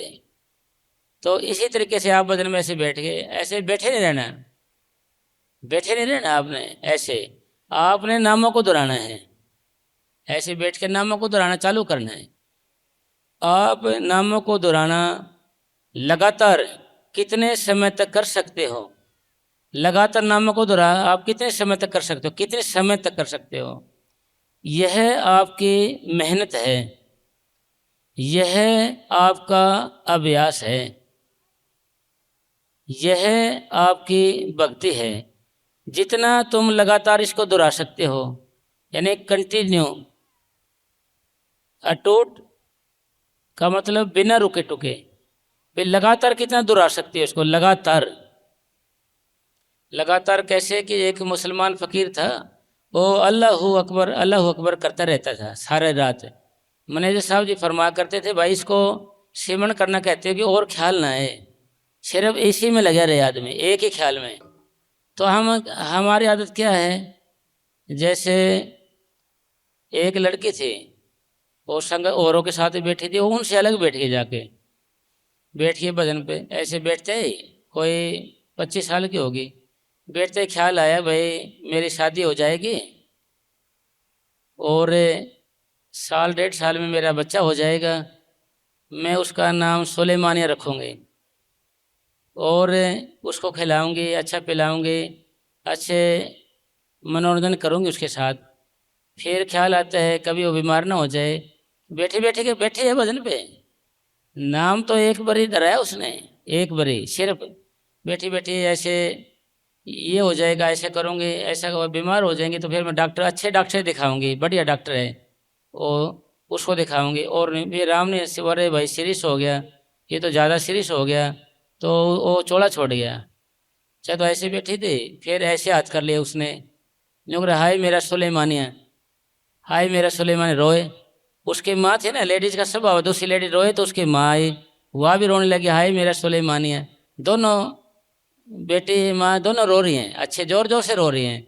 उसके बाप ने सोचा कि ये सुलेमानिया कहाँ से आ गया, ये सुलेमानिया कहाँ से आ गया। तो पीछे आया कि खुड़काया, उनको धमकाया, क्या क्या है सुलेमानिया, क्या हो गया, ऐसे वो भी याद कर रही, वो ऐसे याद कर रोर रही ऐसे ऐसे करके, हाय मेरा सुलेमानिया, खिलौने जैसा था कहाँ गया, वो तो गया ये तो भाई मेरा सुलेमान, रोए ऐसे। उसके बाप ने खुड़काया धमकाया, कहाँ है सुलेमानिया, कहाँ है। उन्हें आँख खोली, देखा तो रे भाई कहाँ है, कहाँ खोई हुई मैं तो। नूर सुलेमानिया ने गया जी, सुलेमानिया गया हुई सुलेमानिया गया। इसका मतलब कहने का नहीं है, भजन बैठ के हम हर वक्त सुलेमानिया करते रहते हैं। नामों को दोहराएंगे ना, पाप तो जब कटेंगे ना, नामों को दोहराएंगे, क्योंकि नाम तो दोहराया हमने एक बार, एक लफ्ज, भाई हम 2 घंटे बैठे, दोहराया हमने 1 मिनट में दोहराया, 1 मिनट में कितने पाप खत्म हो जाएंगे हमारे। यानी जब ही नाम हृदय धरो भयो पाप का नाश, जैसे चिंगी आग की पड़ी पुरानी घास, है ना। फिर मतलब फिर घास है ना जी, मतलब फिर एक चिंगी लगाएंगे तो भी घास जल जाएगी सारी।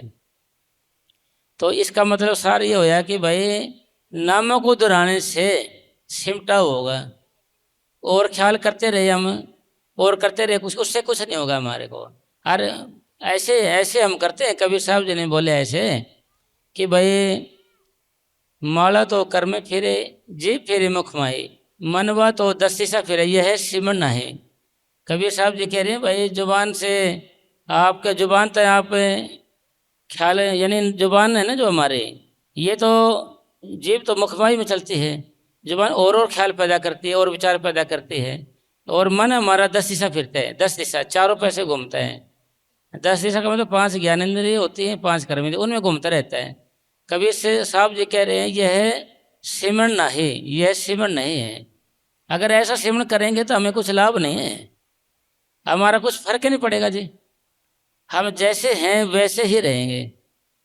कोल्लू का बैल चला सारे दिन, रहा वहीं का वहीं, रहे तो हम वहीं के वहीं। साल तो इतने हो गए हमारे को नाम रहे, तो वैसे फर्क तो पड़े नहीं। तो हमारे पूज्य परम संत वकील साहब जी महाराज ने भी अपने बारे में लिखा था कि हमें प्यास लगी, सेवा करी थी, एकदम हमारे ऊपर चढ़े गए, एकदम ख्याल ऊपर चला गया। मतलब ये जब हम अभ्यास करने लगते हैं, जब शुरू हो जाता काम, फिर पूर्णता की ओर ऑटोमेटिक चला जाता है, पूर्णता की ओर। अभी हमने शुरू तो किया नहीं, नामों को दोहराना शुरू कहाँ किया हमने। आप तो 1 सेकंड धरा लिया, 2 सेकंड धरा लिया, फिर मन और कुछ धराता रहता है। दुकानदार भाई हैं, वो दुकान का ही सिमरण करते रहते हैं। प्रॉपर्टी डीलर वाले बैठे बैठे कई प्लाट बेच देते हैं, वैसे फिर उठते रहे प्लाट तो है नहीं, वैसे ही है। तो प्रॉपर्टी डीलर वाले कई प्लाट बेच जाते हैं, बैठे बैठे कई बेच जाते हैं जी। और भैंस बेचने वाले होते हैं जो कई भैंसों को बेच जाते हैं। दूध निकालने वाले होते हैं, कई भैंसों को दूध निकाल लेते हैं, देखते हैं अरे भाई भैंस तो ऐसे खड़ी है जी।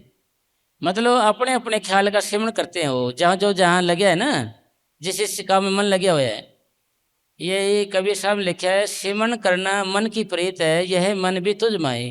भाई सिमरण करने की मन की आदत है, मन ये सिमरण और करता है, सुलेमानिया करता रहता है, और ख्याल करता रहता है, और तो उससे हमारा को क्या लाभ मिलेगा। इसलिए हजूर महाराज सावण सिंह जी ने फरमाया है, जब हमारा मन आँखों के बीच में हो वही नामों को दोहराए, इसको सही सिमरण करना कहेंगे।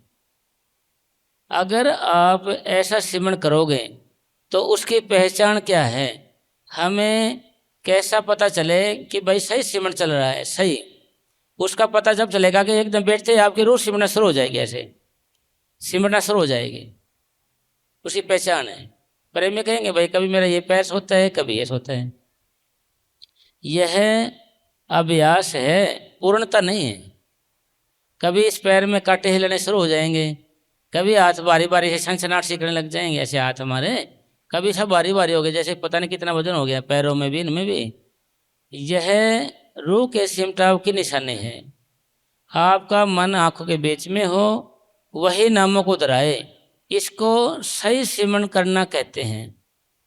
अगर ऐसा सिमरण करोगे आप, तो आपने चेक करना है कि आपका सिमटा होने लगेगा, यानी आत्मा ऊपर जाने लगेगी, सुन होने लगेगी। सुन यानी सुन होने का नाम ही सिमटाव है।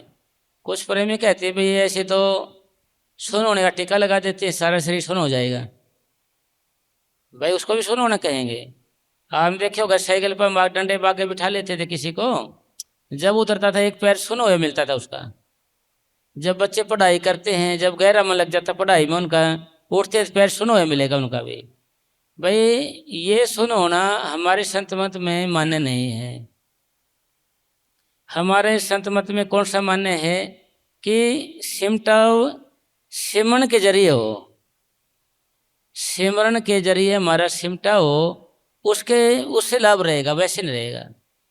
सिमटाव कब होगा, जब आपका मन आंखों के बीच में हो, यानी आपने करना क्या है, चेक क्या करना है। आप 2 मिनट बैठ कर देखना, आंखों के बीच में ध्यान रखना, वहीं ऐसे आंख बंद कर लिया, और ये ध्यान रहे हमने संघर्ष तन से नहीं करना है, मन से करना है। मन ये जाता है, जैसे फिर ये भी कबीर साहब जी का दो आता है, मन जाता है तो जाने दे, दृढ़ रख शरीर, उतरी पड़ी कमान से कैसे चाले तीर। भाई पड़ी हुई कमान है, उससे तीर नहीं चलेंगे। तो ये अगर जो ताकत, जो शक्ति अंदर जाएगी, रूहानी नज़ारे देखेगी, वही ताकत बाहर बटने दोगे आप, तो अंदर कौन जाएगा, तो जाएगा नहीं कोई भी, फिर हम तो ऐसे रहेंगे। यह दोहा भी फरीद साहब का यानी कबीर साहब जी का है। यह दोहा भी कबीर साहब का ही था कि माला तो कर में फिरे, जी फिरे मखमाए, मनवा तो 10 दिशा फिरे, यह है सिमरन नहीं, ये सिमरन नहीं है। अगर ऐसा करते रहेंगे तो कुछ फर्क ही नहीं पड़ेगा, शांति चैन आएगा नहीं। तो ऐसे बजना क्या लाभ है। तेले के साथ शादी भी करी, तेले के साथ ब्याह भी किया, और बाल के लगाने के लिए तेल है नहीं, तो क्या फायदा होया। भाई अपने नाम भी लिया, पूरे साथी मिले, सिमटाव नहीं होया, हमारा कुछ नहीं होया, तो हमें क्या फायदा होया। रोटी भी खाई पर भूख ना मिटी, ऐसी रोटी का क्या फायदा। पानी पिया पर प्यास न बुझे, भाई पानी पिया पिया फिर भी प्यास न बुझे, तो ऐसे पानी का क्या महत्व। तो इसी तरीके से हमने नाम लिया, नाम लेके अंदर शांति नहीं आई, चैन नहीं ले आए, तो क्या फायदा। मस्ताना जी फरमाया करते थे कि नाम ले लिया तो क्या आसमान तोड़ दिया, नाम ले लिया क्या आसमान तोड़ दिया। नाम लेके अगर शांत सिमरन ना किया, अंदर लज्जत ना ले, शांति ले ली, कोई महत्व नहीं है।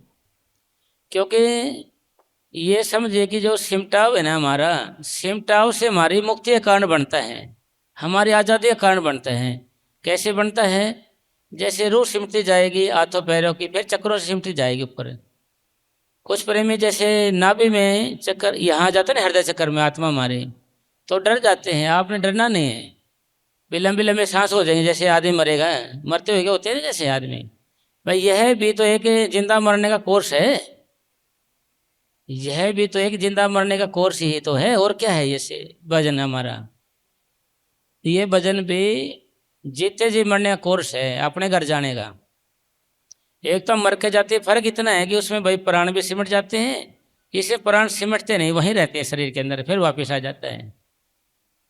तो अगर इस तरीके हम सिमरन करेंगे तो आपका सिमटा होने लगेगा, सिमटा होने लगेगा तो आपके अंदर ऑटोमेटिक ही नैतिकता के गुण आएंगे, ऑटोमेटिक ही अनुशासन के गुण आपके अंदर ऑटोमेटिक आएंगे, अपने आप आएंगे, यानी लियाने नहीं पड़ते, ये आ जाते हैं। कब, जब आपका सिमटा होगा।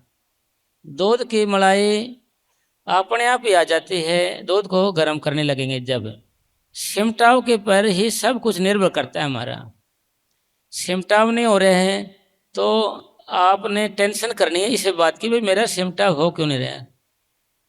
सिमटाव जब होगा जब आपके आंखें बीच में ध्यान हो, वही नाम, यानी चिंता यही करनी है आपने। आज के बाद आप 2 मिनट भी बैठना, 3 मिनट बैठना, 4 मिनट बैठना या 5 मिनट बैठना, बैठ के आपने ढंग से सिमरन करना है, लगातार नामों को दोहरा के करना है। अगर आप लगातार नामों को दोहरा के सिमरन करोगे तो कोई कारण नहीं है कि आपका सिमटा ना हो, और सिमटा हो जाए आपके अंदर शांति ना आए, इसका भी कोई कारण नहीं है। आप पानी में हाथ डाल दो, भी कोई कारण नहीं, आप भी गुण आग में हाथ डालो, इसका कोई कारण ही ना, जलोगा नहीं हाथ। भाई असर तो कब आएगा, जब आपका सिमटा होगा।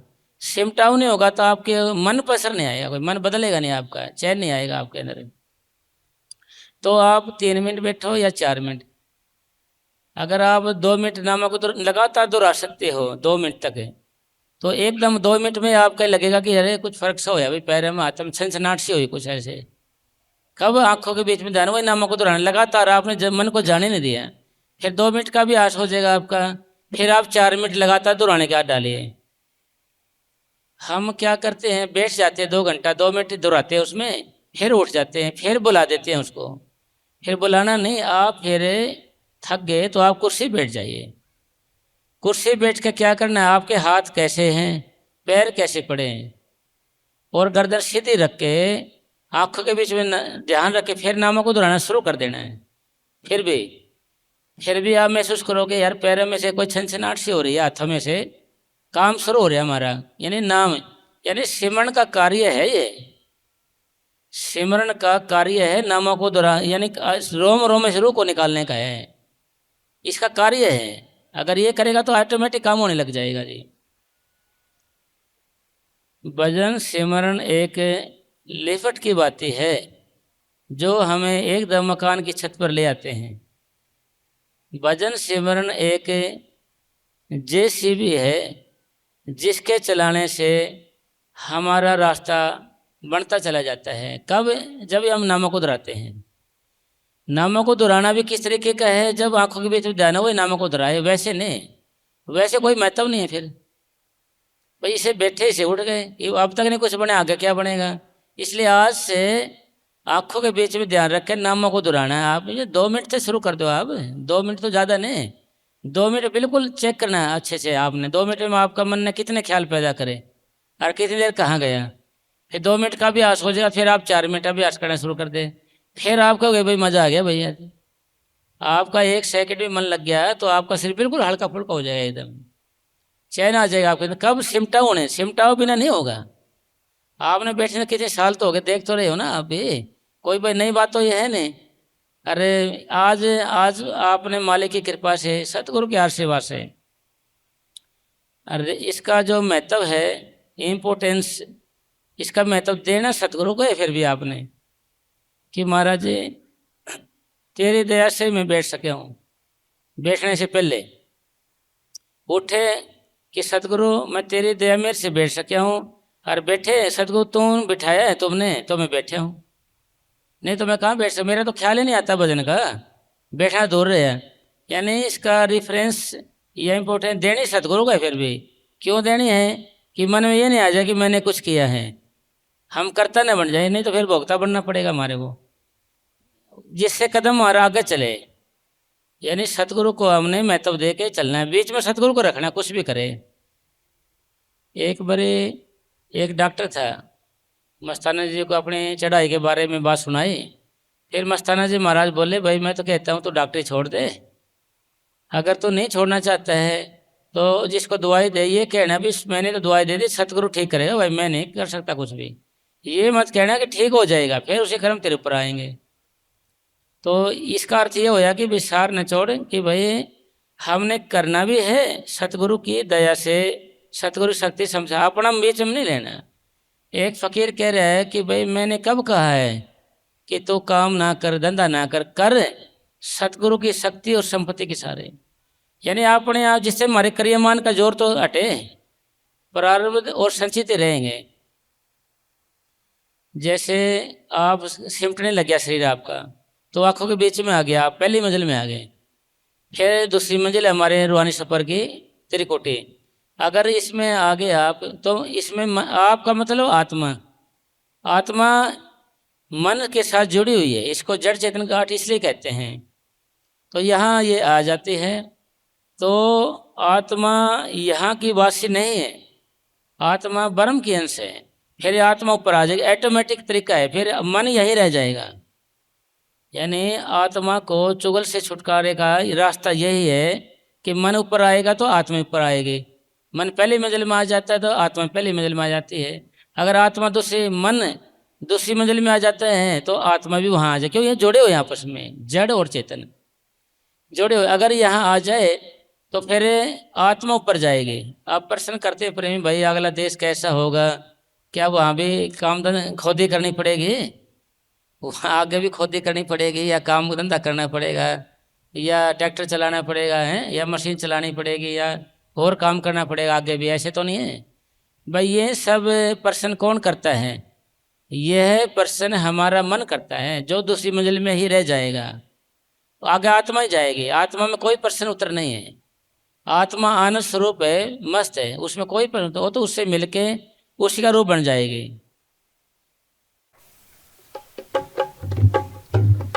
निमख एक हर नाम दे, मेरा मन तन शीतल होए। निमक मतलब एक, जब हमारा इसका मतलब है भी तन मन शीतल कब होगा, जब हमारा मन ऊपर चला जाएगा, वहां सिमरण करेंगे। मतलब जब हमारा सिमटा होकर सिमरण करेंगे, नहीं निमक दुआएंगे ना 1 मिनट 23.5 सेकंड, मतलब इतनी तरह के दोहराएंगे उस नाम को, एक निमक भी दोहराएंगे। तन मन शीतल कब होगा, वैसे थोड़ी होगा जी, सिमटाव के साथ होगा। भाई एक निमक दवाया काल फाश के बीच न आया, लिखा हो यार ये, यानी ध्यान जितना ऊपर जाएगा तो आप आज़ाद होते जाओगे। अगर आपकी आत्मा नाभि के अंदर आ जाती है तो आप आधे आज़ाद हो गए। आधे से ज़्यादा हमारी आत्मा सिमटती है, आधे से ज़्यादा। तो संतों का स्वरूप यह प्रकाश आना शुरू हो जाएगा आपके अंदर, संत का स्वरूप या प्रकाश। क्यों आधे से ज्यादा हो गए विचार आपके शुद्ध हो गए, ऊपर होने लगे। आपने घबराना नहीं, कैसे भी विचार आए ना आए, आपने इसका चक्कर नहीं। जब लगे ध्यान हमारा ऊपर नहीं जाएगा तो ये विचार ऐसे आते रहते हैं। जो ऐसे बैठे हैं आप, फिर आपका शरीर ऑटोमेटिक सीधा होने लगेगा, फिर आपका शरीर हल्कापना होने लगेगा, फिर ध्यान सीधा आंखों के बीच में आने लगेगा आपका सीधा ऊपर। फिर नामों को दोहराना आपको लगेगा जमा आसान हो गया भाई। तो पहले तो जोर लग रहा था मेरा, आप बिल्कुल आसान हो गया नामों को दोहराना। अब नामों को दोहराना बिल्कुल आसान हो गया नामों को दोहराने के लिए। फिर कब जब आपका सिमटा होने लग गया, ऊपर आने लग गया, अब ऐसे मतलब ये अवस्था जब ढंग से सेवन करोगे सब प्रेमियों को मिलेगी देखने को लेके, भाई वास्तव में ठीक है तो सही हो रहा है ऐसे। और फिर आपका हौसला बढ़ेगा। फिर अब नाम जपना ऐसे करड़ा काम दिखता है, बहुत सा लग रहा है हमारे को। फिर नामों को दोहराना आसान हो जाएगा, फिर ये कंठ में आ जाएगा। ये पहले तो जुबान तक तो शुरू होता है, कंठ में आएगा, फिर हृदय में आ जाता है। ये हृदय में फिर हृदय जपने लग जाता है। हृदय का मतलब मन जपने लग जाता है। जैसे कि पहली वाला बच्चा है, अगर आप पढ़ाओ उसको तो जोर लगता है, मौज माने वो पढ़ नहीं सकता, बोल बोल के पढ़ेगा। और 10वीं वाला बच्चा 12वीं वाला तो बिना होठ भी नहीं लेंगे, जीभ भी नहीं लेंगे आगे पीछे, अरे आप पढ़ता रहेगा, ऑटोमेटिक पढ़ता रहेगा। ऐसी हालत आपने करनी है। अगर आप ढंग से सेवन करने लग जाओगे तो वह हालत जल्दी पैदा हो जाएगी। क्यों? क्योंकि आप वहाँ जाते हैं आपको एहसास भी तो हो जाएगा ना, एहसास कि भाई स्वाद है इसमें, तो बड़ा मस्ती है, बड़ा ये करना जरूरी है, बढ़िया खुशी हो मिलने लग जाएगी आपको।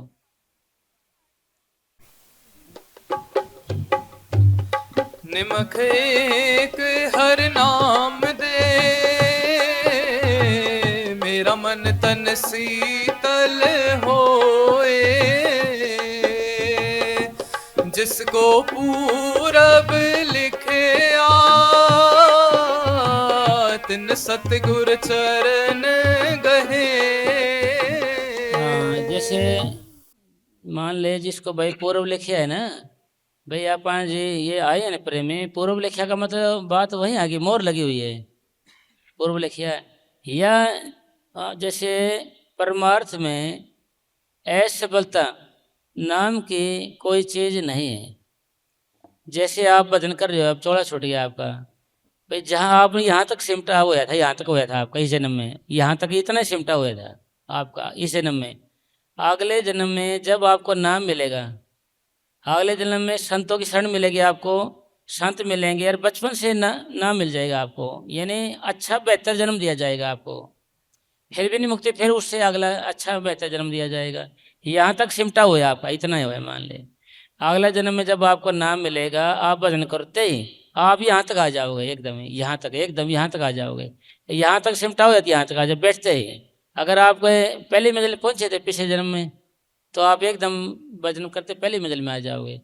यानी ये जो अभ्यास है अपना, इसको कोई चोर चुरा नहीं सकता, पानी इसको गला नहीं सकता, यानी कोई नुकसान नहीं दे सकता इस चीज़ को। नुकसान इस चीज़ को कोई नुकसान, चोर कोई नुकसान नहीं दे सकता, किसी तरह का कोई गड़बड़ नहीं है इस चीज़ में।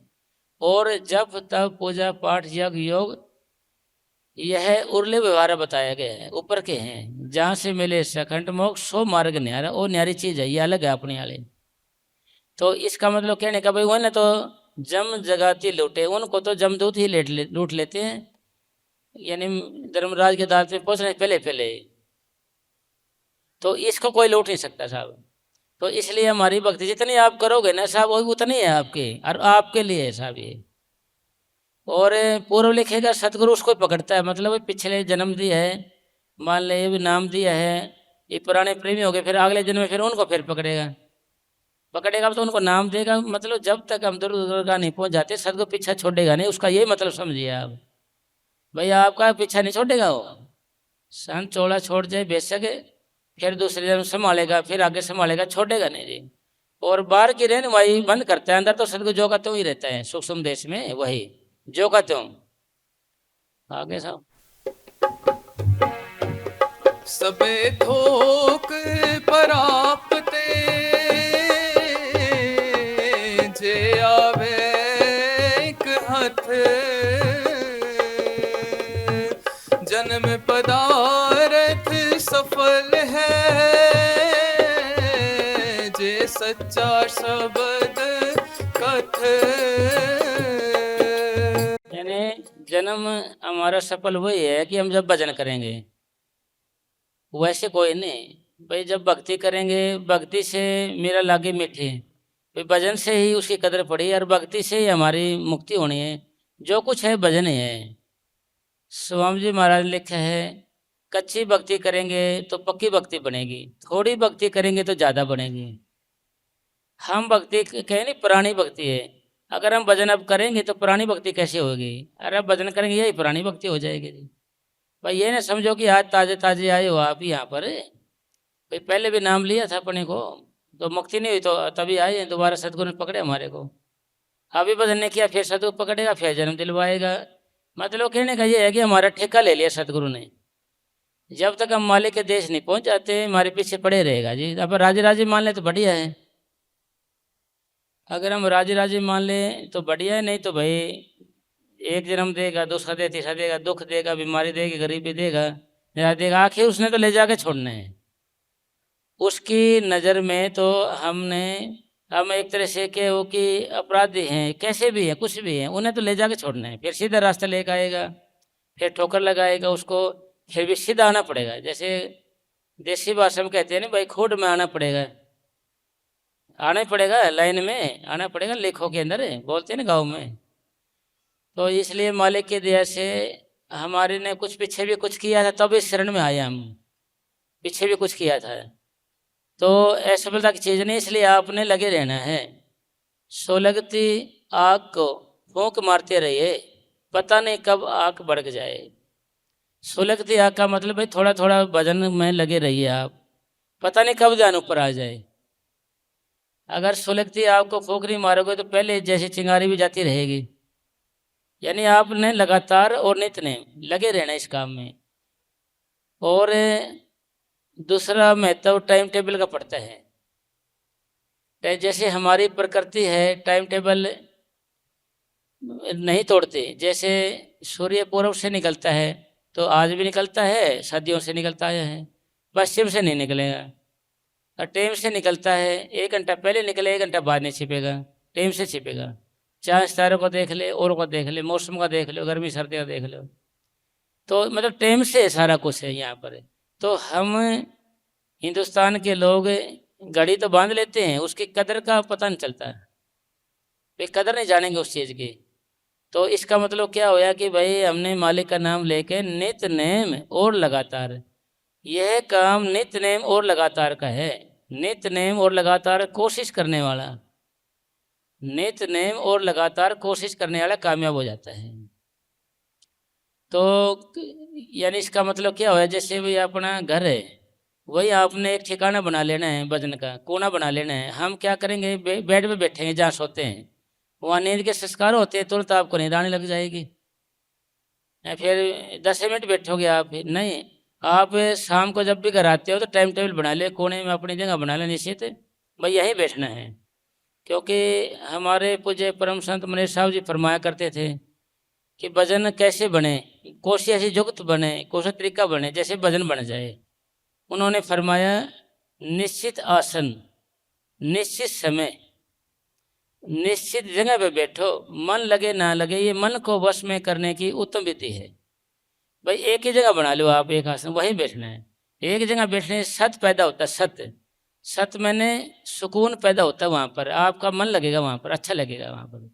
वहाँ पर सोना नहीं आपने, कोई खाना पीना नहीं, खाने पीने वाले को बैठाना नहीं। हाँ, बच्चे वहाँ पढ़ सकते हैं, उनका मन फिर पढ़ाई में लगेगा, वहाँ पर खुशी में। तो फिर टाइम टेबल, भाई अपना फ़ोन बंद कर दो आप, रोटी खानी नहीं आपने, दे दो उनको घर के को, ले भैया ये 2 घंटे पहले उठना नहीं है। फिर आपका 1 दिन करेगा, फिर 2 दिन, क्योंकि हम आज तो गुलाम है ना, जो हमें आदत पड़ेगी ना उसको हम छोड़ने वाले नहीं हैं। क्यों नहीं, संत क्या कहते हैं कि भाई तुम भजन में बैठने की आदत बना ले, नामों को दोहराने की आदत बना ले नित्य में, ठीक है। तो इस तरीके से बैठ के आप करो, फिर आपकी आदत बन जाएगी, फिर आप उस जगह को छोड़ोगे नहीं, फिर लगातार करोगे आप, फिर आपको टाइम भी मिलेगा पूरा। और आप अगर मान ले रोटी खा लोगे आते ही, फिर क्या करोगे आप, फ़ोन देखना शुरू कर देंगे, व्हाट्सअप देखना शुरू कर देंगे, उससे पता नहीं क्या क्या बात आ जाएंगे, आपका दिमाग फिर सेट हो जाएगा, भजन की ओर जाएगा नहीं। फिर अब और आ जाएगा आपका जो प्रेम सा चिंगारी सी थी ना, जो फूंक मार रहे थे ना, वो और कमज़ोर पड़ जाएगी। तो इसका मतलब क्या होया कि आते ही आपने फ़ोन देखना नहीं है, बंद कर देना है, 2 घंटे बैठ जाना आराम से, फिर आपकी आदत बन जाएगी। आप क्या होगा कि आसान है जी भजन करना। तो ये हमारे पूज्य परम संत मनीष साहब जी महाराज फरमाया करते थे, जो काम पहले पाठ जैसा नजर आता है, नित नेम के अभ्यास से वह काम आसान और पीड़ा रहित हो जाता है। भाई जैसे अब आप बैठते हैं ना, जो दर्द होने लग जाता है जैसे, तो हमने रोज रोज बैठ के, रोज रोज अभ्यास करके इस दर्द को निकालना है और इस रास्ते को पीड़ा रहित बनाना है कि रोज रोज बैठने से हमारे ऊपर जाएगी तो ये रास्ता बढ़ता जाता है, ले ऊपर जाता रास्ता बढ़ता जाएगा, फिर आपके पीड़ा रहित हो जाओगे आप। अगर आप बैठोगे नहीं 2 घंटे तक, मान ले, और नहीं बैठोगे तो आप ही बताओ, फिर सारा दिन आपने मन को ऐसे फैलाया कि निंदा करे, चुगली करी, वैर रखा, किसी के बाद मिले जुले, कहीं गए आए, तो 1 घंटे में या आधे घंटे में तो मन फैले इकट्ठा कैसे होगा। जितना समय इसको फैलाने में लगाते हो उतना टाइम इसको इकट्ठा करने में लगता है मन को। इसका इलाज क्या होया कि आप ठहरे 2 घंटे बैठे गए, 2 घंटे के अंदर जो हमारा मन है ये भटकता रहेगा, भागता रहेगा कहीं न कहीं, और आपने परवाह नहीं करनी इसकी, क्योंकि कम बैठना मुश्किल है, ज़्यादा बैठना आसान है। कम बैठना मुश्किल का मतलब क्या होता है, जब ख्याल की जड़ी ज़्यादा आती है, ख्यालों की जड़ी ज़्यादा आती है तो वह उठा देते हैं हमारे को। फिर भी आप भजन में बैठे रहिए बेशर्म होके, फिर बैठे रहिए, फिर 1 घंटा आपको लगेगा जैसे 10 घंटे में बैठे हो, फिर उससे अगला घंटा आएगा, ख्याल कम हो जाएंगे तो आपको 20 मिनट लगेंगे अगले घंटे की। फिर ज़्यादा बैठते जाओगे तो फिर ख्यालें नहीं रहेंगे, आपका ख्यालें नहीं, विचारे नहीं। जैसे आप सो जाते हो, आपको 4 घंटे का पता नहीं चलता, कारण कि ख्याल नहीं होते आपके, निद्रा में हो गए। इसी तरीके से भजन है, फिर आपका मन ऊपर लगने लग जाएगा, ऐसे ऊपर ध्यान होगा तो यहाँ का दर्द हटेगा, फिर आप कहोगे भाई हम बैठा रहूँ। जैसे जमींदार भाई हैं काम करने वाले, ये इसको परिभाषा को अच्छे से जानते हैं। थोड़ा ये काम करेंगे गात गर्म होगा इनका, फिर थोड़ा करेंगे ना गर्म हो जाएगा पूरी, तो गर्म ठंडा है जब भी तो हाथ पैर दुखेंगे, कमर दुखेगी, झुकना मुश्किल होगा, अकड़ेगा शरीर, फिर हो जाएंगे ये गर्म काम खुद ही करते करते, तो कहेंगे चार या भाई चार न रहने दे यार, ये पूरा करके छोड़ेंगे, पूरा करके खुद ही पूरी करके छोड़ेंगे इसको अभी, तो गर्म हो जाने के बाद। इसी तरीके से भजन है हमारा ये। जब आप बैठते हो ना, अभी आप ठंडे हो, गर्म नहीं हो रहे हो, बैठे रहोगे आप, फिर शरीर गर्म होगा आपका ऑटोमेटिक ना। और गर्म का मतलब ध्यान ऊपर आने लगेगा, ऐसे ऊपर ध्यान आने, जितना ध्यान ऊपर आने लगेगा तो आपका बैठना आसान हो जाएगा जी। बैठते ध्यान नीचे है ना, तो वही हमारे को खिंचाल विचार भी ख्याल प्रबल ख्याल आएंगे विचार, तो वही हमारे को बैठने नहीं देंगे। बैठ जाएंगे तो हमारे को उठाना चाहेंगे। आपने बेशर्म होकर बैठे रहे होंगे 1 घंटा, तो फिर ख्याल कम आएंगे, कल्पना कम होगी, विचार कम होंगे। ज़्यादा बैठते जाएंगे तो अंदर से ख्याल निकालते हैं, क्योंकि सिमरन दिल के शीशे का झाड़ू है। सिमरन ख्याल को निकालने की दवाई है, विचारों को निकालने की, क्योंकि सिमरन से सिमरन कटता है, दुनिया के ख्याल से ख्याल कटता है। जब आपका ध्यान होने लग जाएगा ऊपर, फिर ध्यान से ध्यान कटेगा आपका।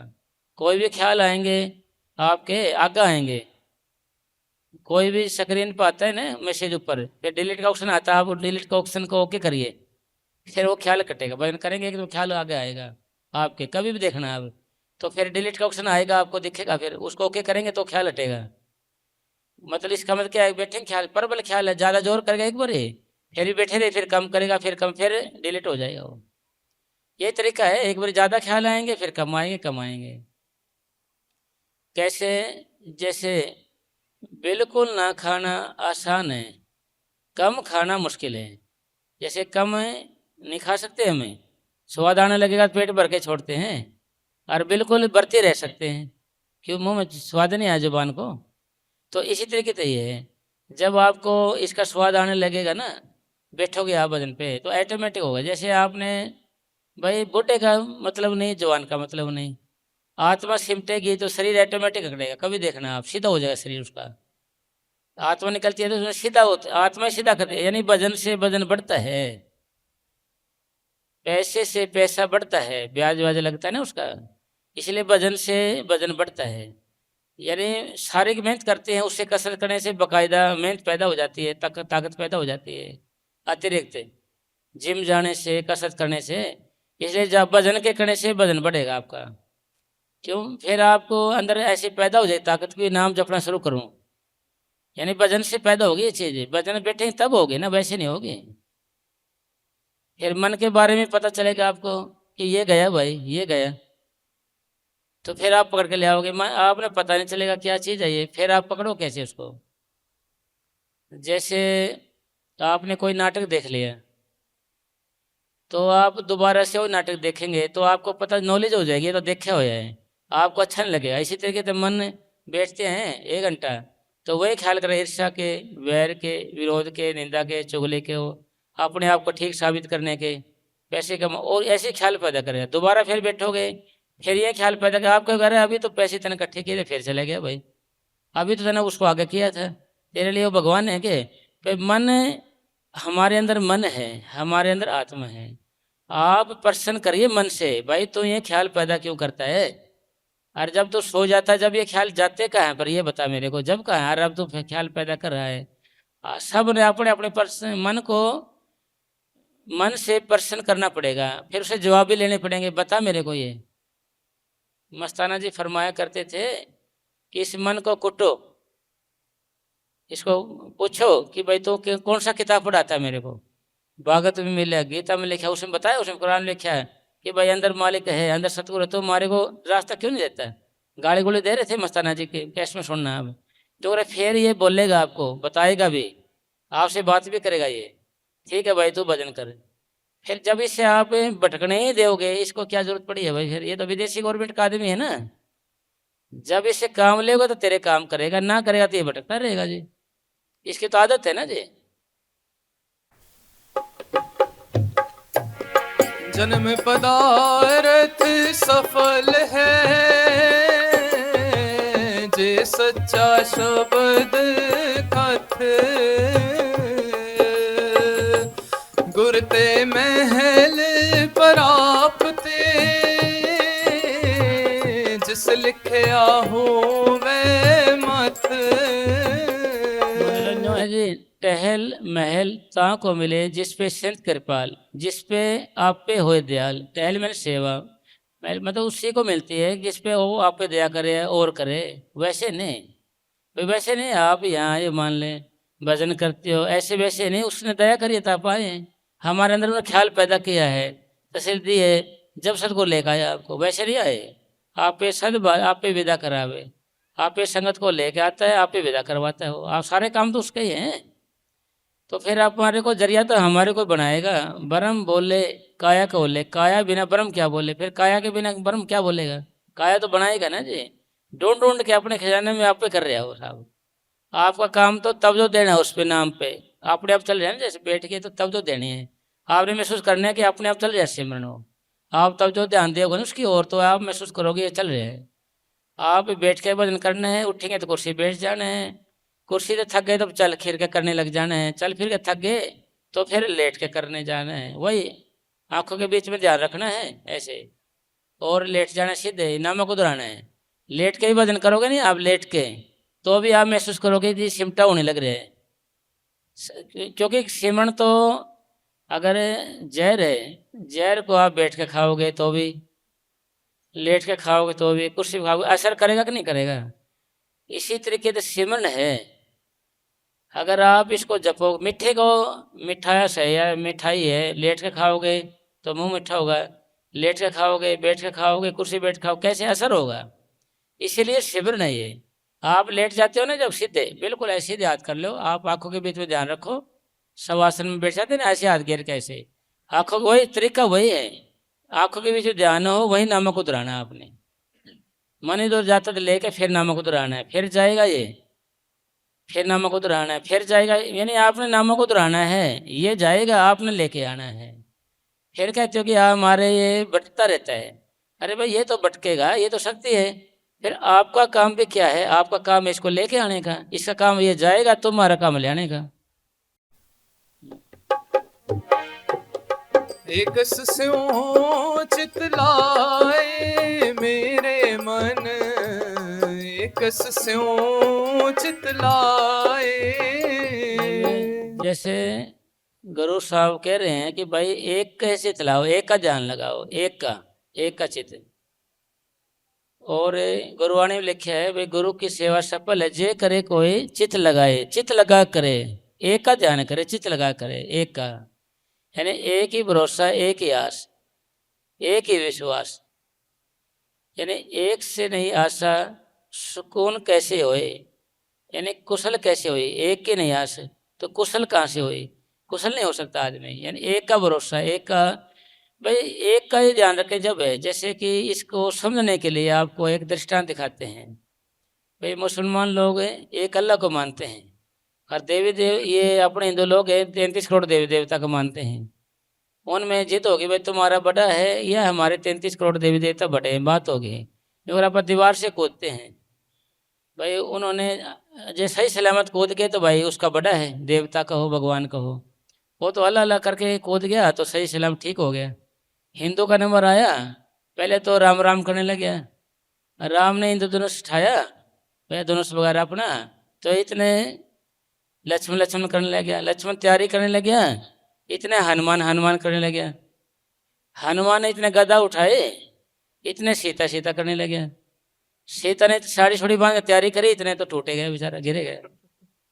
कहने का मतलब एक वास नहीं तो फिर कुशल कहाँ से हुई। मतलब एक पे भरोसा है, एक विश्वास है, एक पे रखना है भाई, एक पे भरोसा करना है हमने, एक का करेंगे कामयाबी जी मिलेगी।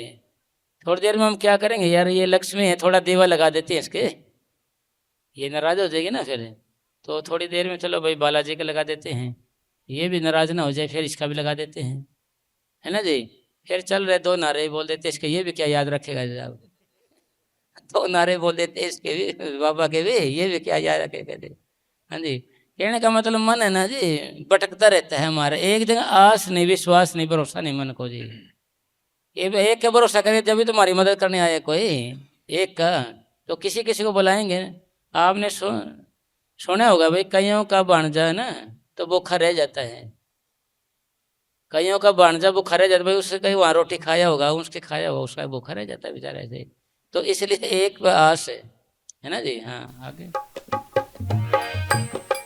एकस स्यों चित लाए मेरे मन, एकस स्यों चित लाए, एकस बिन सब तंद है, सब मिथ्या मोह माए। ये सारी बात ये है भाई एक से ध्यान लगाएंगे नहीं, और तब तो मिथ्या मोह माया है सारा। एक का ख्याल करो, एक का विचार करो, सारा एक एक करो, फिर उससे बरकत भी आएगी, ज़्यादा आएगी, क्योंकि हमने सारी तवज्जो सारा ध्यान एक ही की ओर लगा दिया। दिल की जितनी ताकतें हैं वो सारा एक की जगह ध्यान लगा दिया, फिर हमें कामयाबी तो मिलेगी, कामयाबी तो मिलेगी, हम एक का ध्यान कर दिया। कुछ बच्चे होते हैं बेचारे सोचे भाई या भी सर्विस कर लेते हैं, इसमें फार्म भर देते हैं, इसमें भर देते हैं, कई में भरते रहते हैं, भाई लक्ष्य नहीं होता है एक, तो उसमें फिर उधर भी तैयारी करता, थोड़ी सी उधर ध्यान देता है, थोड़ी उधर से, तो फिर वो कहीं कर देता है फिर। यानी एक कोई पूरी तवज्जो दी जाए, एक कोई, तो उसी में पूरी तैयारी हो जाती है उसकी, फिर तो हो जाता ना ऐसे जी। मतलब एक का तो अलग ही चीज़ है, वो जो ठोड़ पत्थर पड़ा भारी होता है, ऐसे भी बोलते हैं ना जी, एक जगह पत्थर पर भी भारी हो जाता है। तो मतलब धीरे धीरे अपने मन को समझाना है भाई, एक का ख्याल कर ले, एक का विचार कर ले, एक का भरोसा है जो सारे संसार को बनाने वाला है, भाई उसी से तो प्यार प्रेम कर ले, उसी की भक्ति कर ले, वही तेरे को संभालेगा, जो सबका मालिक है ना जी, सबका परमपिता परमात्मा है। सफल मूरत सफला कड़ी, जित सच्चे नाल प्यार, सफल मूरत सफला कड़ी, जित सच्चे नाल प्यार, दुख संताप ना लगई, जिस हर का नाम आधार, वहाँ पकड़ गुर काटिया, सोई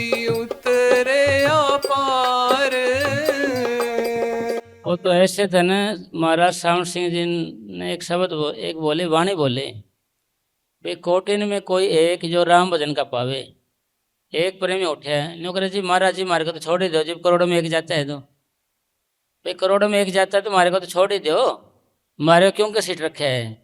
तो महाराज श्याम सिंह जी बोले, भाई तुम्हारे को भी हमने करोड़ करोड़ में से एक एक को छांट छांट के ले आए हम, यानी बाँप पढ़ के काट काट के ले आए सत को मारे को, बाँप पकड़ के। वैसे नहीं हम आए, बाँप पढ़ के खींचे धक्का करे हमारे साथ जब हम आए हैं भाई। इसलिए मतलब हमारे को भी जो नाम मिला है उनको करोड़ों में से एक एक को चुन चुन के ले आए हैं। यानी कोट ब्रह्मांड का ठाकर स्वामी, यानी करोड़ों ब्रह्मांड का ठाकर स्वामी है वो। तो करोड़ों ब्रह्मांड हैं और कितने आत्माएं होंगी उसमें, कितने वायुमंडल में कितने सांस लेते हैं, कितने पैरों, कितने जीव होंगे। इसलिए मैं कह रहा हूँ करोड़ों में से एक एक को चुन चुन के लेकर आया है। यानी देखो जी मेहनत तो करनी पड़ेगी, देखो जी मेहनत बिना तो बात बनेगी नहीं। बिन मेहनत किसी ने पाया रब का नाम खजाना, और सब चोरों ठगों का दाना, और सब चोर ठगों दाना है। बोलो। बाहाँ पकड़ गुर काटिया, सोई उतरे अपार, सोई उतरे अपार। लख खुशियाँ पातशाहियाँ, जे सतगुरु नदर करे।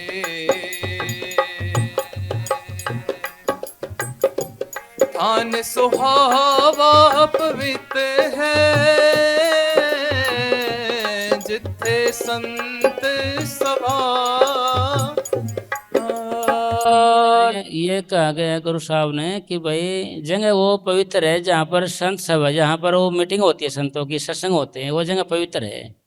भाई वो जगह पवित्र है। मतलब आप भजन करने लग जाओगे एक जगह तो वह पवित्र बनने लग जाएगी, सत बनने लग जाएगी। सत का मतलब वहाँ शांति आने लग जाएगी, पवित्र का मतलब ये है ना। एक बार शिव जी भगवान के कहीं पर मत्था टेक रहे थे, ऐसे सीता कर रहे थे। पार्वती साथी में क्या कर रहे हो, मेरा किसी भगत ने यहाँ भजन किया था, उसकी खुशबू आ रही है। हाँ आगे। हाँ थान सुहावा पवित्र है, जिथे संत सभा।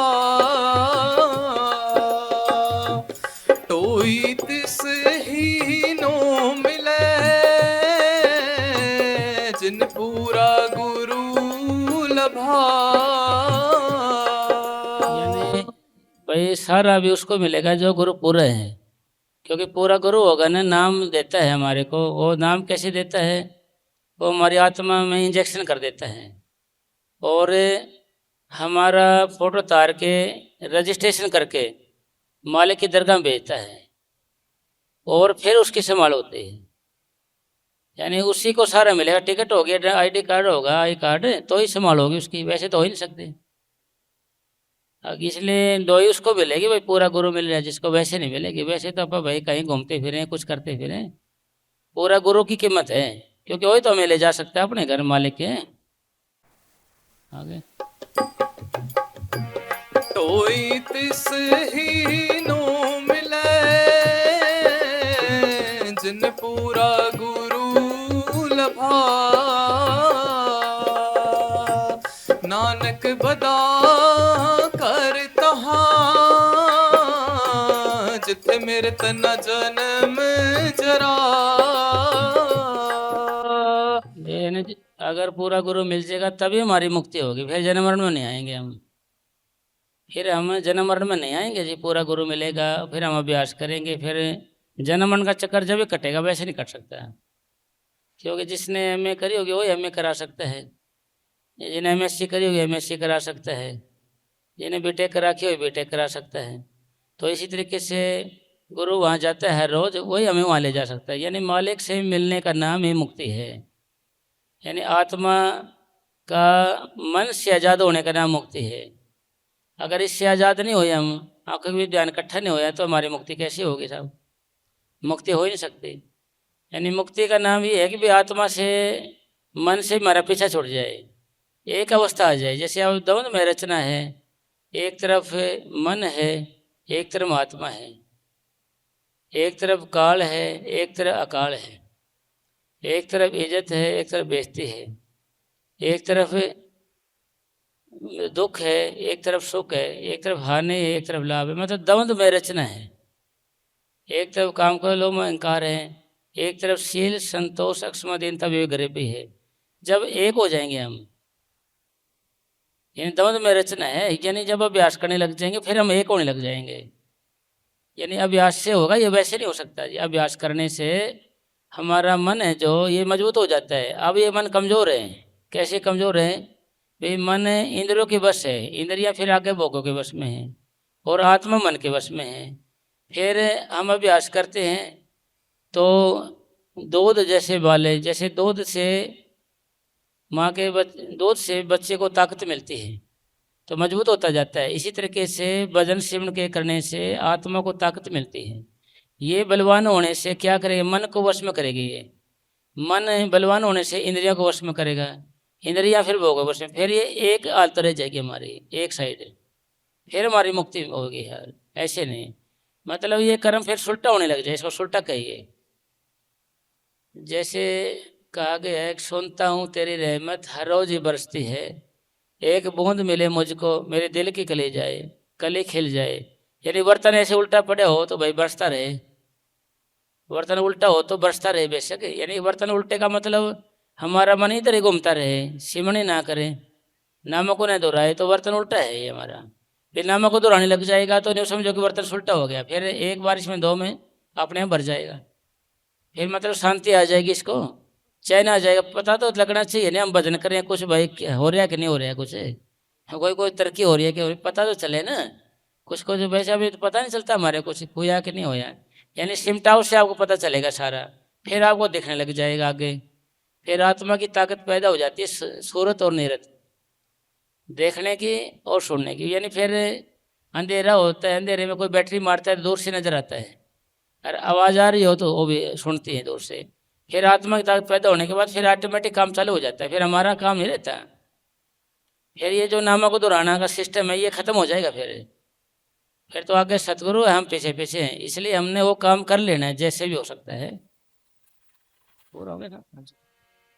चलो, अब सतगुरु जी की दया से बाबा जी फरमाते थे ना, वकील साहब जी महाराज, कि भाई लेक्चर तो बहुत हो गया, लेक्चर अब थोड़ी हो जाए, यानी अभ्यास प्रैक्टिकल हो जाए। तो प्रैक्टिकल जरूरी है, मतलब बैठना जरूरी है। अब अपन किस तरीके से बैठना है हमने कि मन से नामों को दोहराने में लगातार लगे रहना हमने, यानी कोशिश क्या करें मन को लगातार नामों को दोहराने में। इसलिए आप यहाँ इसलिए आए हो साहब, हर घर पर भी जाकर ऐसे करना है, रास्ते में जाओगे तब भी ऐसे नामों को दोहराते जाना है आपने, गाड़ी में बैठे बैठे।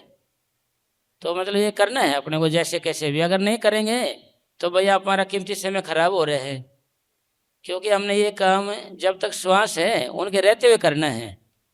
श्वासों का भंडार खत्म हो जाएगा फिर हम नहीं कुछ कर सकते। श्वासों का भंडार रहते हुए जिस मकसद के लिए हम आए वो काम हमने कर लेना है,